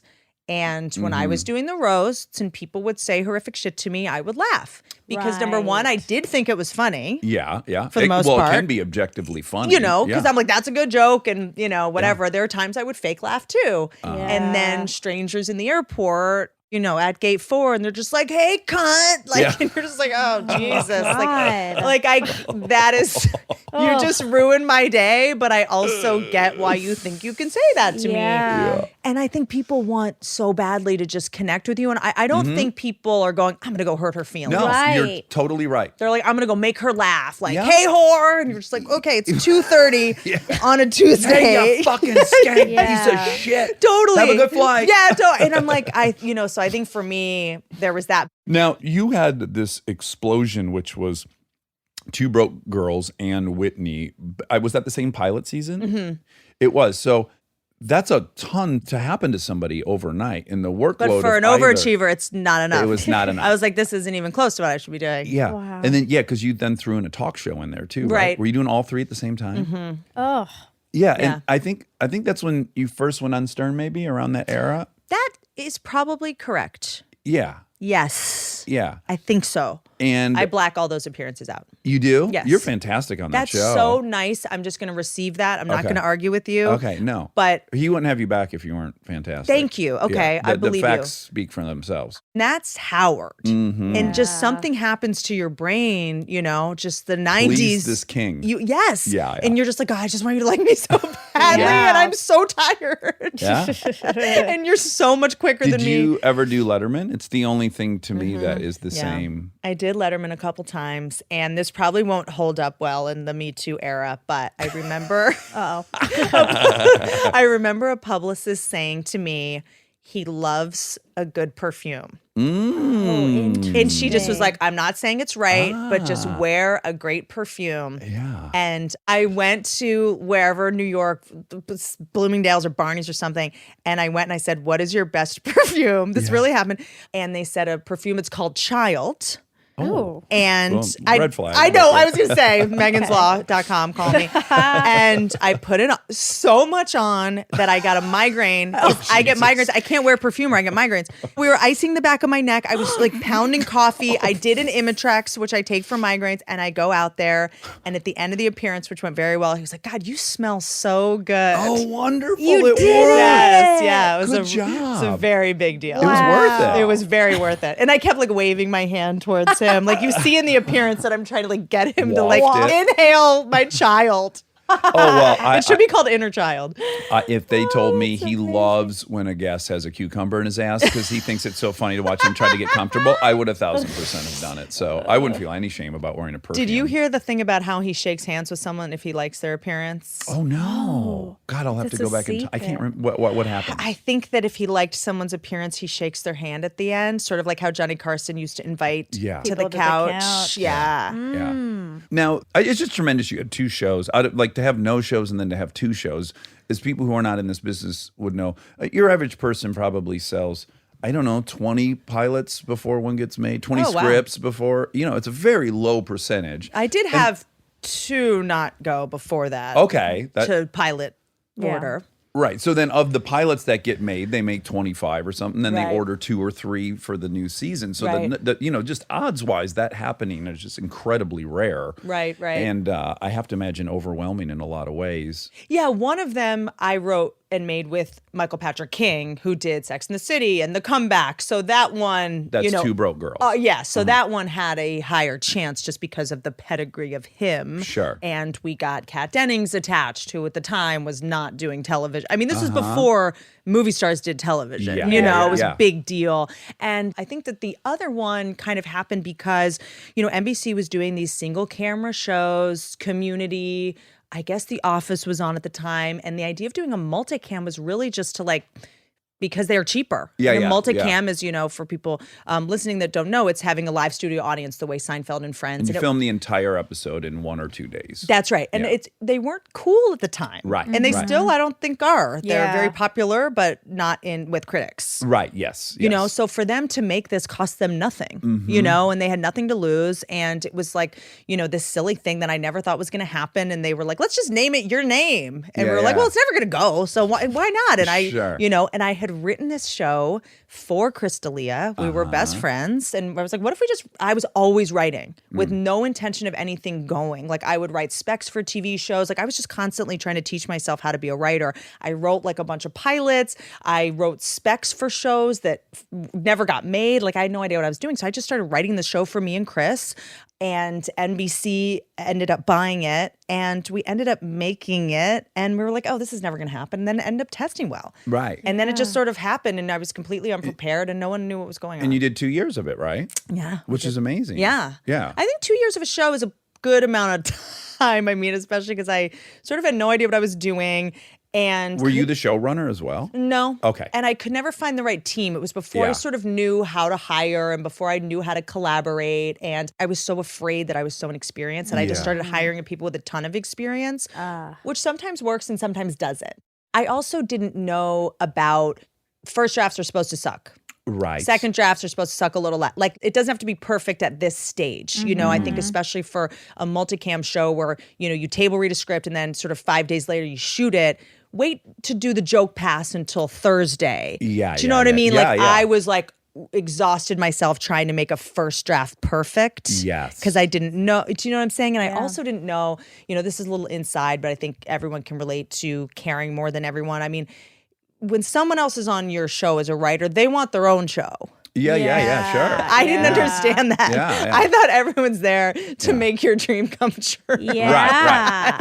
And I didn't know yet that telling someone I like it when you don't Yeah. isn't helpful. That's fucking hard. Especially if you're like a codependent saying, Before I had any kind of codependence recovery, I wanted everyone to like me. So I was Yeah. like, no, I love that. I love that. And everyone was like, oh, she loves this. Let's keep doing this. Instead of telling them what the target was. Or I didn't know that being a good leader was if you say no to someone, tell them why. So they learn how you think so they can start, Adjusting. adjusting. I would just go, yeah, I love that. I love that. Yeah. To everything. And then I'd go change it. And then they'd On be your like, we own. don't understand what she even wants. I didn't know that. Yeah. And I didn't understand that people are adults and they can handle the truth. right, Yeah. right. They're not going to disassemble and unravel because you told them, you know what, let's cut that joke. They'll be okay. Yeah, They're yeah, pros. yeah, We don't have yeah. to condescend. Yeah. people. It's hard though. I find that to be the very hardest part of being the leader is just saying no to people's ideas that they care about. Another part of my, my disease is I want everyone to be healthy and live the way I do. And if someone's not in the solution, if someone's just in the problem and not, that's service. I just have to sit there and listen. Right. And that's the part of this that has taken me the longest because I'm like, well, I don't have time for service. I don't have time to help other people. I'm very busy and I'm me. Which reminds me of the Phil Stutz Marin. He said something that really made me understand why meetings work so well, at least for me, is when you get around a group of people and you admit something super that you're ashamed of or embarrassing to a group of people and they nod the way Yeah, you're nodding yeah. now, grace enters the room. Yeah. And that's when you can have grace. 1000% agree. And that's what grace because you're is. so alone in your shame. And again, we all suffer from terminal uniqueness. So we think we're a unique scumbag on planet Earth, and come to find out we're pretty much all scumbags, and it's okay. When you go to Pornhub, look how many views the video has. You're not unique. Plenty of people are nothing to be ashamed of. Even the fucking weirdest one you could search probably 20 million has views. it. You're not alone. Yeah. You're not alone here. There's even comments. Okay, I want to hit you with one theory of mine that you'll be uniquely qualified to I am weigh in unique. on. I knew it. You are. Now, the person that I've wanted to interview more than anyone else since we started 2 years Is ago me. is Second you. person. Is Second. you. And so we got that done. Yeah, so let okay, me tell you thank who you. was second. Is Roseanne. Okay. Because You know do you remember that I was trying to get you on Roseanne? no, What? Okay. that never got to me. Yeah. Okay. No, I think you would've- were on I would- something. I think you were on something. Anyway. Okay, I would have gone on in a second. Yeah. Wow, I didn't know that. One, what she said was horrendous. I'll just start there. Of course. What interested me is starting with the fact that she's incredibly smart. Very. So there's not a chance in the world that she didn't recognize that tweet was going to be problematic. At least that's what I think. So then I go, sorry, yeah, like it or not defending it. yeah. 15 years ago on a roast, you could say shit like that Right, as a right. comedian. Yeah. Do you know what I mean? Per Yes, our thing about yeah. the roast. So those might be It's a concentric. little blurry probably. And, Yes. Yes. When she's at a roast and when she's not at a roast, and is her Twitter an outlet for comedy, or is it, yes, that in itself is murky. But most importantly, what I looked at was she had to, whether it was subconscious or not, she's just too smart to have not known that could have been a real big issue. So then the question for me is, well, why would she do that? And so my two active theories on it are, this woman can't accept that people love her to a degree that she would self-sabotage many times in a row. I look at the singing of the national anthem and I go, was she on her way there going, one of two things. Either I know these people don't really love me. They're all saying they love me. There's all these signs saying that America loves me. 25 million people are watching me, but I don't really believe it. And I'm going to test it. I'm going to, like someone in a relationship that doesn't believe the person loves them and creates these tests to confirm whether they love them or not. Like, do I don't need to believe get I proof? deserve I'm a it. piece of shit. I'm going to go get proof. I'm and a if you piece don't of give it shit, to me, yes. I'm going to make it. Yes. I need my outsides to match my insides. Because the thing that happened with your show was that hadn't happened in a decade, right? I mean, that first episode where even you who must have had optimistic hopes for it, that was unheard of. Like 25 million people or something watched. Yeah. That That's hadn't wild. happened in a decade. Yeah, it's wild. And did she go, I don't deserve this. I Here's can't what I'll possibly say. deserve. Okay. The call to Trump, which made was a big thing, was the day after the ratings came out. Okay. And the tweet, Really quick, I don't know the call to Trump. there was Trump called her. Oh, Or she okay. called Trump or something. Okay. And I was gone by this time, but she tweeted about it. And that kind of, when the numbers came out, I went, oh my God, this is such a non-biased show Yeah. that is both left and right. Jackie voted for Hillary or Jill Stein. The joke was that she actually voted for Jill Stein. She panicked. And she Roseanne voted for Trump, and Dan didn't vote because we just thought he wouldn't have. He was, working. Yeah. And they got in a fight about it. Jackie showed up in the pussy hat. It felt balanced. Yeah. Right? Yeah. And then everyone went, okay, even though her personal politics or she's into Trump, this is not a Trump show. We Right. never said his name. We worked really hard to never bring his name up. And then, so everyone's like, this show's not biased. The left liked it, the right liked it. And then the next day, Trump called, she called back and was like, I love Trump. And it made it like a Trump show. Right. And it made the left go, oh, damn, we thought this was a show that was going to unify us. And now this is a Trump show. Right. Or something. Yeah. So yeah. that was the first kind of like unnecessary drama, to your point, creating something after so much love was coming at her Yep. Yeah. that next day. Yeah. And maybe some sort of, if I'm going to go with your theory.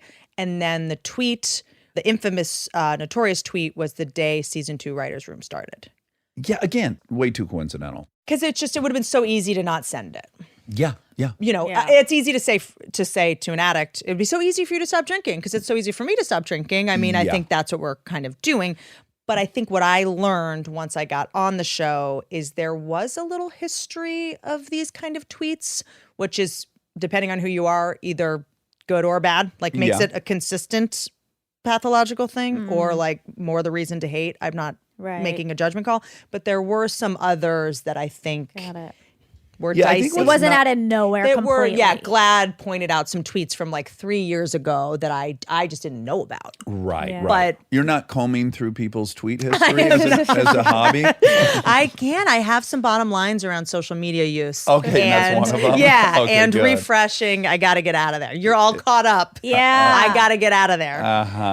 But So if you don't know, in SLA, they have bottom lines. Like for some guy, it might be no hookers. And if he doesn't go to hookers, he's got sobriety. Or it might be no hand jobs at massage parlors. It might be no intriguing. It could be, you get to set it. This is just where I'm not allowed to go past this point. I went to a Workaholics Anonymous meeting once, and a woman had a bottom line that was, when I need to pee, I will get up and pee. Oh, wow. Like I can't need to pee. Okay. You know, things like that. Yeah. There was a woman with a crafting addiction who was like, I will do Wonderful. one scrapbook a day. That's my bottom line. Like things like it was. I love people's bottom line. Yeah. Well, I was gonna say it earlier, but I just throw it in now, which is of all of the addictions, I'm most compassionate towards people with eating disorders because you 'cause you have to do it three times a three day. times a day. The eating stuff is so insidious. I have so much compassion. I mean, I've been through it, and I've been in enough. And also, you know, the thing is with eating disorders, you know, for anyone listening that has friends or yourself, is because it's about control.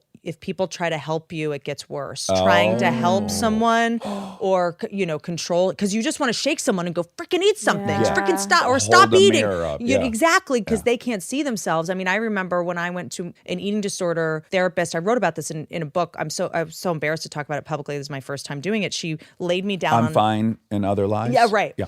And she laid me down on a piece of paper and drew around my body in a magic marker and made me look at my body as a drawing.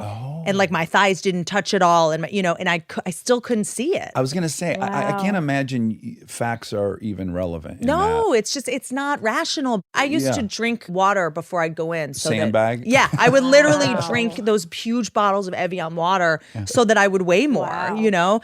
And the crazier part is I thought I was getting away with it. You're so delusional, you think you're actually hiding this. Oh, yeah. I mean, I used to like at dinner tables, grab a piece of food and like put it under the table. And like I thought I was getting away with it. Sure. Like that's the delusion. I mean, sometimes in addiction we do it too, where it's like people, you're like, he doesn't think I'm drunk, you know, and you're like, I did everyone it. knows. Yeah, eating disorders, you know, after having some family members with it too, is the more you try to help the person, the more they recoil into their disease because they feel less and less in control. The inclination is to intervene. Yeah. And you can say, you know, you can set a boundary for your own sanity and go, this is just too hard for me to watch. My bottom line is until you get some kind of help, I can't be in your life. Yeah, like yeah. you can do that, Right. you know, but a lot of it is because someone wants to hurt themselves. You know, it's Yeah. very hard to get between someone and their self-punishment or self-deprivation. Yeah. You know, because there's getting a high off of that.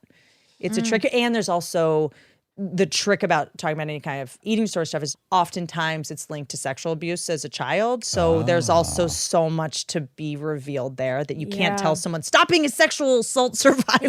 Yeah. You can't, you know, so when I see that now, I just try to have compassion and just go, you know, stay in my lane. And just hope that they come to some realizations on Or their I can own. share like attraction, not promotion, what we say in a Yeah. program. What do is- you think? I'm not going to call the person out, but we were interested in a very popular TV show, and by I would say all estimations, one of the leads is just literally dying in front of us on screen. What do you think the obligation is for us in like film and television? Do you think we should be putting people on there? That what if they would have come to you between season 1 and 2 of Whitney? And again, I don't know your history and when you were peaking and not Please, peaking, yeah. but let's say they had said to you, hey, we want to come back for a second season, but we can't do it with you at this weight. You're going to have to gain weight. What do you think your reaction would have been? I think at the time, ooh, that's such an interesting question. And I want to be authentic when I answer it. But here's what I'll say. The reason I talk about it now is to kind of compensate for the fact that I feel like I put a version of myself that was really skinny out in the world and I feel guilty about it. So that's part of the reason I go like, I had a problem. Like, cause even if nobody's connecting the dots or nobody noticed or no one know, you know, and like, what is she talking about? Like, I feel the need to clean up a mess. Right. Cause I have regret about it. Like you were a bad example. Yeah, exactly. Yeah, Exactly. Yeah. Yeah, I mean, I don't know. Maybe that intervention would have worked because it would have given me the consequence I would have needed. Was I conscious enough or emotionally sober to understand? Well, I probably I gotta- would have padded my clothes or something. Right. I probably would have done some functional short addict. sleeve. Yeah, totally. yeah. Would have worn like bulky sweaters. Like I Yeah. probably would have been. Well, as addicted as I was to drugs and alcohol, I did sober up for movies because I was more addicted to becoming successful. One addiction kind of eclipses another. Yeah, and I think Tom Arnold in one of his books said that the only thing that saved him initially was being more addicted to being famous than cocaine. Wow, And that wow, was wow, wow. threatening his ability to be famous. Wow. I mean, it's tricky. Like, I mean, eating disorders is so baffling, you know, and the smarter you are, sometimes the worse it is because you can trick yourself, you know? Yeah. And so I don't even know if I knew I I would have been like, what are these crazy people? I don't know Yeah. what I would have done, but I'm sure I would have had some cunning way with lighting and clothes to make it seem like I'm sure I would have pulled some trick, Right. But yeah, I don't know. Well, I adore you, and I love how honest you are. Now, your podcast, Good For You, which you're doing still currently, right? Yeah. I just started it. You just started it? Just started it, yeah. And are you loving it? I realize how much perfectionism I still have, because I'm just like, oh God, was that boring? I wasn't being funny. I mean, I'm having it now because I'm still trying to figure it out on podcasts. Like, as a stand-up, the thing is you're funny every 20 seconds. And I always just feel like my biggest fear in life is being boring. Yeah. Like it cripples me. Yeah. And so, American Beauty, remember that scene where are we allowed to still like that movie? it's a great movie. It is a great I mean, I think it movie. won the Academy Did you Award. know We that can't the- go back in time and pretend it didn't win the Academy No, we Award. can't. Yeah. And did you know that the hand on the cover of the poster is Christina Hendricks' hand? What? Really? She was a hand model. Yeah. No kidding. And that just a little piece of Of trivia. course she was I a hand love model. that Yeah. piece of The fact trivia. that someone piece of hand. the fact that someone looked at Christina Hendricks and went, I think your hands are the best thing about I it. know, honestly. Yeah. Oh my God. But she's somehow they're in the bedroom, Thora Birch, and she says like the worst thing you could be is boring. Yep. And she says you're. But you so- are just so not boring. Oh, that's very thank Well, you. Whether you're being funny or you're not, if you're just being yourself, you're so interesting. We could have talked to you for so much longer. Yeah. And I also feel bad asking my friend. Oh, yeah, I feel bad asking. Yeah. Whereas I have to just go like, people will say no if they don't want to. Yeah. Exactly. They're grown adults. They'll be fine. And then people ask me and they're like, why haven't you asked me yet? And I'm like, I just didn't think you'd want to, So it's just the next layer of peeling the onion of, the next thing. And I had a couple really big heartbreaks in television that were just things out Didn't of. know about it. Yeah. Who does it? But you no one probably cares. think I know about it, right? Oh no, it's all you think about. Yeah. All you do is Yeah. talk about how big of a failure I am. Yeah. No. I think everyone's memorized the total international and domestic of chips. Yeah, I no, assume yeah. everyone I meet knows it made 27 Yeah, it's all I think about. million. Yeah. Yeah. And then meanwhile, they're like, but isn't it in theaters? Yeah, aren't you in a Yeah, movie? exactly. I think it did. It's out. I've heard of it. Yeah. Like it's on Right the now. billboard on my street. Like how 1000%. much? And then they're like, how much do you need? Exactly. You also needed it You're to a be movie huge- star with a comedy in a theater. Isn't that as good as it gets? What's better than that? I hope that in this podcast of you representing, it's become like the #1 downloaded movie, and you now won't be able to make this joke anymore. I'll find a way. Yeah, find a way. because I'll 10 find a years way. later or whatever, it's like the biggest downloaded movie on iTunes or great. whatever. Yeah, I'll figure out I'll figure out a brown line. You guys are like, please stop downloading this movie. I need this to be a failure. Well, I adore you. So people should definitely listen to Good For You. And then also your Netflix special, people should still be watching. Can I Touch It? And is there anything else people should be? I'm touring. Oh. So I'm doing a tour. I'm doing 22 cities across America. And do you like touring? I love touring. Oh, good. I love it because it's a nice reminder that Hollywood is not America. Uh-huh. And I love being around non-Hollywood people. Yeah. People are our boss. And I like meeting my boss. Yeah. Yeah. And I like seeing humans, and Will the tour have a name? it's called How Dare You. How dare you? Okay, so people should search. Where should they go for tickets? I don't know. Okay. Just Google it. Yeah, I think it just probably will come. Don't buy there's so much scalping now. Don't buy it. The tickets should not be more than $100. I know. But my Instagram, you can probably find it, I think. Okay, great. Yeah. So Good For You. Can I Touch It? And the tour is called How dare How you do dare you. comedy? And there's no politics in the hour, which I always feel the need to say. Yeah. Okay, well, Whitney, I adore you. Thanks for coming and come back all the Thanks. time. What a pleasure. All right. And now my favorite part of the show, the fact check with my soulmate, Monica Padman. Good morning, Monica. Hi there. How you doing? Are we recording? Yes, ABR. You know that. Don't be silly. ABR. Do you want to update everyone or no? Because some people saw a picture of you in the hospital and they're pretty concerned about you. A lot of people are asking me about you. Yeah, we can update everybody. Okay, because it is an update from the peeing in the bed a year ago. Well, April. That's- it'll be a year ago in April, and you've That's already let true. everyone in on that. That's true. Everyone knows that I peed in the bed Mm-hmm. a year ago. And there was an update more recently. We had a conversation on here because it was brought to my attention that On a date. on a date, on a Monica and Jess Love Boys date, Mm-hmm. Yeah. that maybe it was a seizure. Yep. And I am shame-ridden over this because I from the get was like, big deal, you peed the bed. Keep it moving. I was so... You were dismissive of it. I was dismissive that is one word to use, and certainly it would hold up in court. But mostly I just didn't want you to worry about your health. Right. But Yeah. you thought I was I thought it was just a standalone thing, and I was Right. like, "Well, let's see if this happens a bunch of times. Then we can start getting concerned." But I was wrong, and I'm embarrassed, and I felt very sad that I hadn't been more supportive of you doing more investigation. Well, that's okay. You don't need to be embarrassed or sad.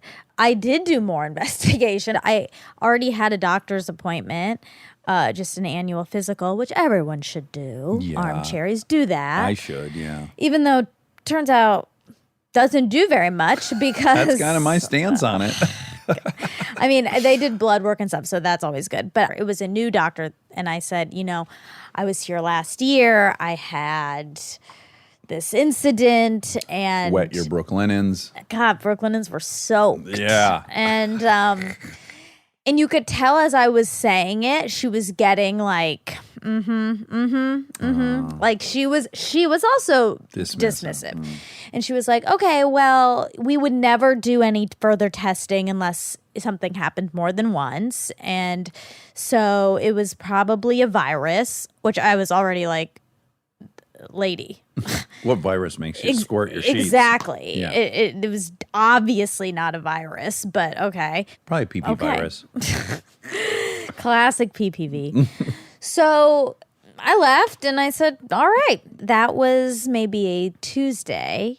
And then my mother and I and two of our girlfriends, we went to Vienna. Amy and Molly. Yes, we went to Vienna. We had the best time. We had so much fun. And then after Vienna, we had 2 days in New York. And the morning we were supposed to come home, I had a seizure. Yeah. You were sleeping with Molly. I was sleeping in the bed with Molly, but we were all in the same room, all four of us. Before we get to the sad part, was there any funny business when you guys slept together? No. No, I don't mean like you hooked up, just like you bump legs or anything, or butts bump into each other. Not that I can recall. But I do think they were full beds. They weren't like kings? No, I think they were like full Fulls. size. Oh, okay. So you guys were But pretty we weren't tight. touching body parts that I can remember. No intersecting circles? No circles were touching. Okay.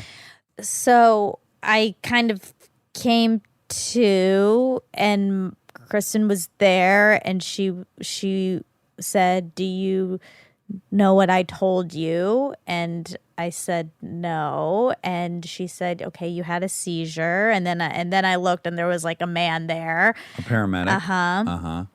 And I guess we were in the hall. I have very little memory of this whole time. Anyway, we went to the hospital and they did an MRI, and the MRI was clear. Can I add a couple details so people understand the severity? Sure. Molly basically woke up because she heard you kind of gasp. Yeah. And then you were stiff as a board. Yeah. And they immediately started Googling what to do. And one of the things said, like, start timing it. Yeah. Which Mom timed it. And it was about a 3 minute. 3 minutes, yeah. Yeah. So real scary for Yeah. everyone. Yeah.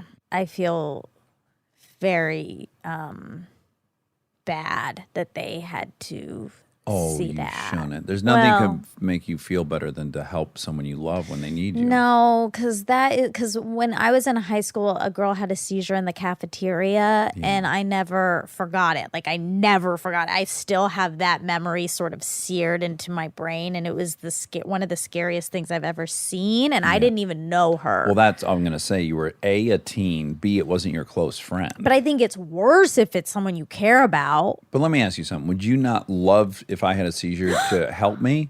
Wouldn't you feel great in that capacity? I mean, I would help you. I would want to help you. And wouldn't you feel like gratitude that you got to be there and help someone you love? I that's a tricky question. I mean, I would feel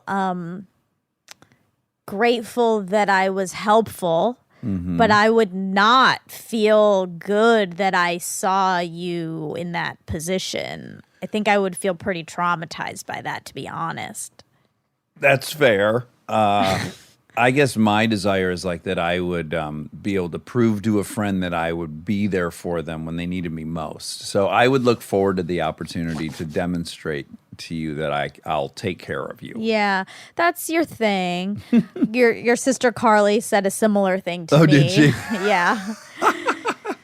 So, but I am so grateful that those three were there and that they handled everything so perfectly. They called the front and then they called 911 and, yeah. So I guess I was stiff as a board and I was Light as a feather, stiff as a board. stiff as a board. I guess Kristen thought maybe for a second that I was just like having a bad dream. So she grabbed my face and then she like pounded my chest really hard. I didn't know that part. Yeah. She assaulted She you. pounded my chest. She did hurt me. Yeah. I've been like, we got to get her shirt off immediately. She's probably overheating. I'm teasing. And then it was clear that was not Helping. It was not helping, and it was Beating not on a your bad chest. dream. So, yeah, and then, And then you're in the hospital for... But my eyes were rolling into the back of my head, and I was foaming at the mouth. Yeah, I didn't know if you wanted to add that part. I was just going to leave that to you. Well, it's part of it. So anyway, so then we spent the whole day at the hospital. But the good news is we got to have Emily Burger a second time. Totally worth because it. we stayed an extra night and we got more Emily Burger. God, that burger is so good. A lot of people were upset at me because on Instagram I said if this was my last meal, that'd be okay. Prior to the seizure. Yes. Yes.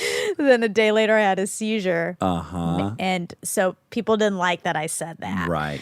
So I apologize, but also I stand by it. Yeah, that if you got to pick a last meal. Exactly. As we just learned from AK, his is going to include Dairy Queen, probably mine Yeah. too. I'd probably do Emily's Burger followed by a two-pronged peanut butter parfait and a banana split blizzard. Well, I also in New York tried a new dessert, this cake from Cipriani's, maybe. Cipriani's, have a nice piece of cake. Introduced to us by Molly, and it looked very Plain. average Yeah. at the sight of it, and I was like, oh no, Molly. We let the taste do the showing off. No, and it was unbelievable. It was a vanilla cake, but it had sort of this marshmallow topping, vanilla meringue. It was unbelievable. So I might add that into my last meal. Who knows? Okay.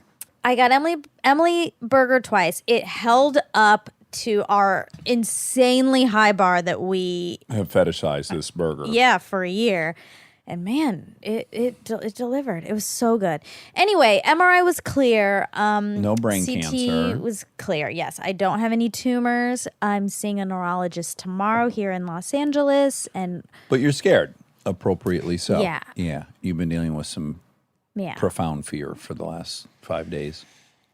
yeah. I mean, it really was out of the blue. You immediately go to, God, what if I was alone? Right? Yeah, I mean, it's so weird because I had like this all happened and I was alone and I mean, it was fine. It was fine. It was fine, but you didn't really have conclusive evidence that you had a seizure because no one observed it. Whereas Exactly. this scenario, you know how long it lasted, you know Yeah. everything that happened. Yeah. But mostly you're on a medication to make sure you don't have another one until you see the neurologist and everything. And the medication's making you feel fuzzy and a little bit loopy, and I don't like it. Yeah, and you're staying at our house now, which I love. I So am. I think the headlines are second Emily Burger, and you live with us now. So to me, it's a big, big win, selfishly. Yeah. I feel like Vulnerable. yeah, I feel scared and vulnerable, and I also kind of feel like it was a before. I mean, I don't want to feel like this, so I'm trying to not. But right now, I feel like it was a before and after. Like that is like a moment in my life there was a before, and now there's an after. And now that that I'm gonna have these indefinitely, that I can't drive right now. I don't know how long I'm not gonna be able to do that. It just. Yeah. Yeah, it's in the very scary part. You have no info. You don't know what your future is going to look like, and that creates a ton of anxiety. And that's normal. Yeah. And then you got to go AA with it and go, today, I didn't have a seizure. Yeah. Not having one now. Yeah. I don't have cancer. At least in the brain. You might have pachydermis cancer. Might have spinal tumors because Hmm. they didn't check for that. And one of the armchairies said that Oh. originally. Oh, wow. Okay. Originally, when I first started talking about peeing, one of the armchairies wrote, if that happens to Monica again, she needs to go to the ER immediately because I'm a spinal surgeon and that's indicative of a spinal tumor. Okay. But I don't think you have a spinal tumor. I don't either. I don't want to be dismissive of it, but I do have bad back pain.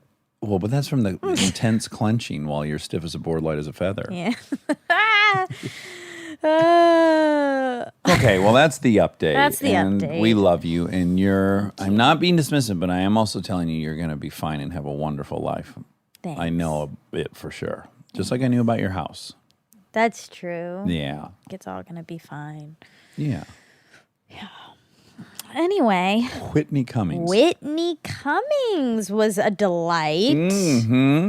Man, is she So what's happened on here insightful. before, it's not that you and I have ever disliked anybody. Never. But there are times when you're really pulling for a guest and I'm like, okay, if you really want this person. And then they come in and I fall in love with them. This has happened several times. And then this is one of the rare cases where I'm like, oh my God, we got to have Whitney. And you're like, oh, okay. And then you Right. are just in love with her. Yeah, because you've heard her interviewed before and I haven't. Mm-hmm. And I was definitely not opposed to having her, but I was like, okay, sure. Yeah. And she really blew us out of the water. Yeah, she's awesome. Yeah, she's so cool and so insightful and thoughtful and She posted committed. a video yesterday. I think it was yesterday.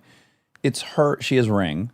oh, And it's her in the middle of the night standing in her driveway, staring at her garage. And she said, this is footage of me sleepwalking. oh my God. like, oh, wow. I mean, should you lock yourself in your room or That's something? scary. Speaking of that, so I guess the night before my seizure, I slept talked.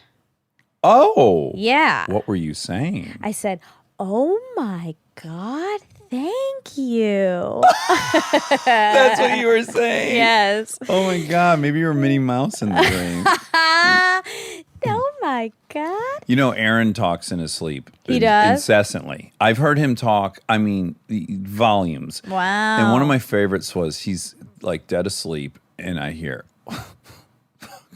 fucking Dan in his fucking big chrome Ferrari. Big Dan in his chrome Ferrari. And I'm like, what dream is he having about Big Dan and his big chrome Ferrari? Oh, that's really funny. Yeah. Anyway, so sleep stuff's weird. My thought right now, the comforting thought I have is that maybe these seizures are connected somehow to sleep and that I can get that figured out. Yeah. Because they both happened in my sleep. Mm-hmm. And I slept talk the night before. So maybe something was just awry. Yeah. Let's get you on some CBD PM. CBD PM. Actually, CBD is supposed to be really good for seizures. So it wouldn't Well, be a that's bad what the idea. C in CBD stands for. Well, seizure. seizure is with an S. Oh, okay. All right. Well, they got that wrong. moving I better on. tell them. I better call the CBD commission. Yeah. But anyway, yikes. So she was sleepwalking. Yeah, just staring at her garage in the middle of 3 in the morning. Thank God for rain. Yeah, I mean, I wonder if she would not know that she even did that. Yeah. I don't know if she made it back into her bed or what. Oh, my I used to God. sleepwalk when I was a kid. I used to, oh boy. One time I had a dream I was in a room with no windows or doors. Ooh. Oh, I've had that dream several times. Really? Recurring? And I woke up with my whole family going, Dax, wake up. And I was in my brother's room, standing on his bed, banging on the wall. Whoa. Yeah. Ooh. And that was down 2 flights of stairs. He was down in the basement and I was Wow. up top. Yikes. Yeah, Scary. I used to check on him a lot too, sleepwalking. Ew. If Just I to were make sure him, I would have been. No, it's because I loved him. No, I would have been so scared of you with your demented sleep eyes. I had cute round eyes. I was a cute little boy. And I was 5 years younger, so it was just like his little squirt was checking him Can out. you imagine you're asleep and you wake up and there's a small boy with Glowing white wide hair. eyes. Ew, that's so scary. Let's add some details. Freckles, blue eyes. Freckles, blue sleepy eyes. Blue, sleepy, glassy eyes. Looks and holding a knife. Whoa. Well, you never know. You just don't know. So she said that 80% of communication is nonverbal. And that's like a common phrase. In Psychology Today, it said, how often have you heard someone say over 80% of communication is body language or nonverbal? The numbers represent the percentages of importance that varying communication channels have. The belief is that 55% of communication is body language, 38% is the tone of voice, and 7% is the actual words spoken. Oh, wow. But it also says that this varies between people. And one way of increasing accuracy is by applying the 3 C's of nonverbal communication. Seizures? Context, clusters, and congruence. Context includes what environment the situation is taking place in, the history between the people, and the other factors such as each person's role. For an example, an interaction between a boss and an employee. Looking for nonverbal communication gestures and clusters prevents us from allowing a single gesture or movement to be definitive in determining a person's state of mind or emotion. Sure, crossing your arms at your chest can be a sign of being resistant and close-minded. However, if the person's shoulders are raised and their teeth are chattering, they might just be cold. Oh, shivering. Yeah, sure. One of the other Classic. C's. Yeah. Finally, congruence. Do spoken words match the tone and body language? After someone falls, as they verbally state they are fine, however, their face is grimacing and their voice is shaky, you might want to probe a little deeper. Right. Or ask me how I'm feeling. How are you feeling? Really confident. Okay, are you sure? 100%. Oh, okay. Do you need a tissue? No. Okay, I'm going to give you one anyway. Okay. There's water on your face. Oh, it's not tears. Oh, that's so sad. Yeah, that's a sad one. Ask me how I'm doing. How are you doing? Oh, so sad. Yeah, okay. That's worse, right? That's way worse. Yeah. Way, way worse. I just had the fucking saddest day today. Basket case, yes. The origin of basket case, originally U.S. slang denoting a soldier who had just lost all 4 limbs, thus unable to move independently. Oh. Yikes. The last thing someone who loses all 4 limbs needs to hear is a catchphrase to describe them as needing to be transported in a basket. I mean, that's, you think if anyone deserves it's some not like, very nice. some It's nice not euphemistic sensitive. language, it would be them.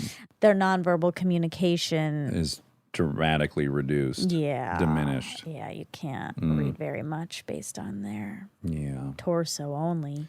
It's harder. Okay, so she talks about a horse pulling all the limbs, and you call that quartering. Yeah, drawn and quartering. Yeah. Quartering is cutting and hacking apart. Oh, wait. Oh boy. Give us the equal Quartering one. is just dismemberment. Dismemberment. Dismemberment. Oh my god. Oh my god. That's because of my seizure. Your medication. Yeah. I hope you stay Can on I this just forever. blame? Yeah. Me too. I can blame all my stuff on my medication. Yeah. Your mortgage provider. Anyway, concerning quartering, to cut and hack apart his entire body into 4 pieces and thus be punished to death, and such 4 parts are to be hanged on stakes publicly on 4 common thoroughfares. Yeah, so it's just like getting ripped apart, basically. Right. So could happen by the horse. Yeah, why not? Grabbed him by the Grab him by the pussy parts. the pussy horse. Oh my God! I need to give a public shout out. I can't imagine he listens. Okay. But you and I love this artist, Porus Walker. Oh my God. He's basically the Mark Riboulet of art. He's such a pervert Yes. in our brand of pervert. Oh my God. His Instagram is so special. It's all cartoon drawings. Real rudimentary. Yep. Real pervy. Oh, the couldn't be pervier. We love them. Yep. So I reached out to Porous Walker and I got an original piece of artwork for Monica's new You house. commissioned some art for me. Yes, and it's and I asked him, could I suggest what you draw? I didn't want to be disrespectful to his process. Sure. And he said, absolutely. And I said, well, ideally it would have to do with cheerleading and ideally being caught by the pussy. And he said, this is perfect.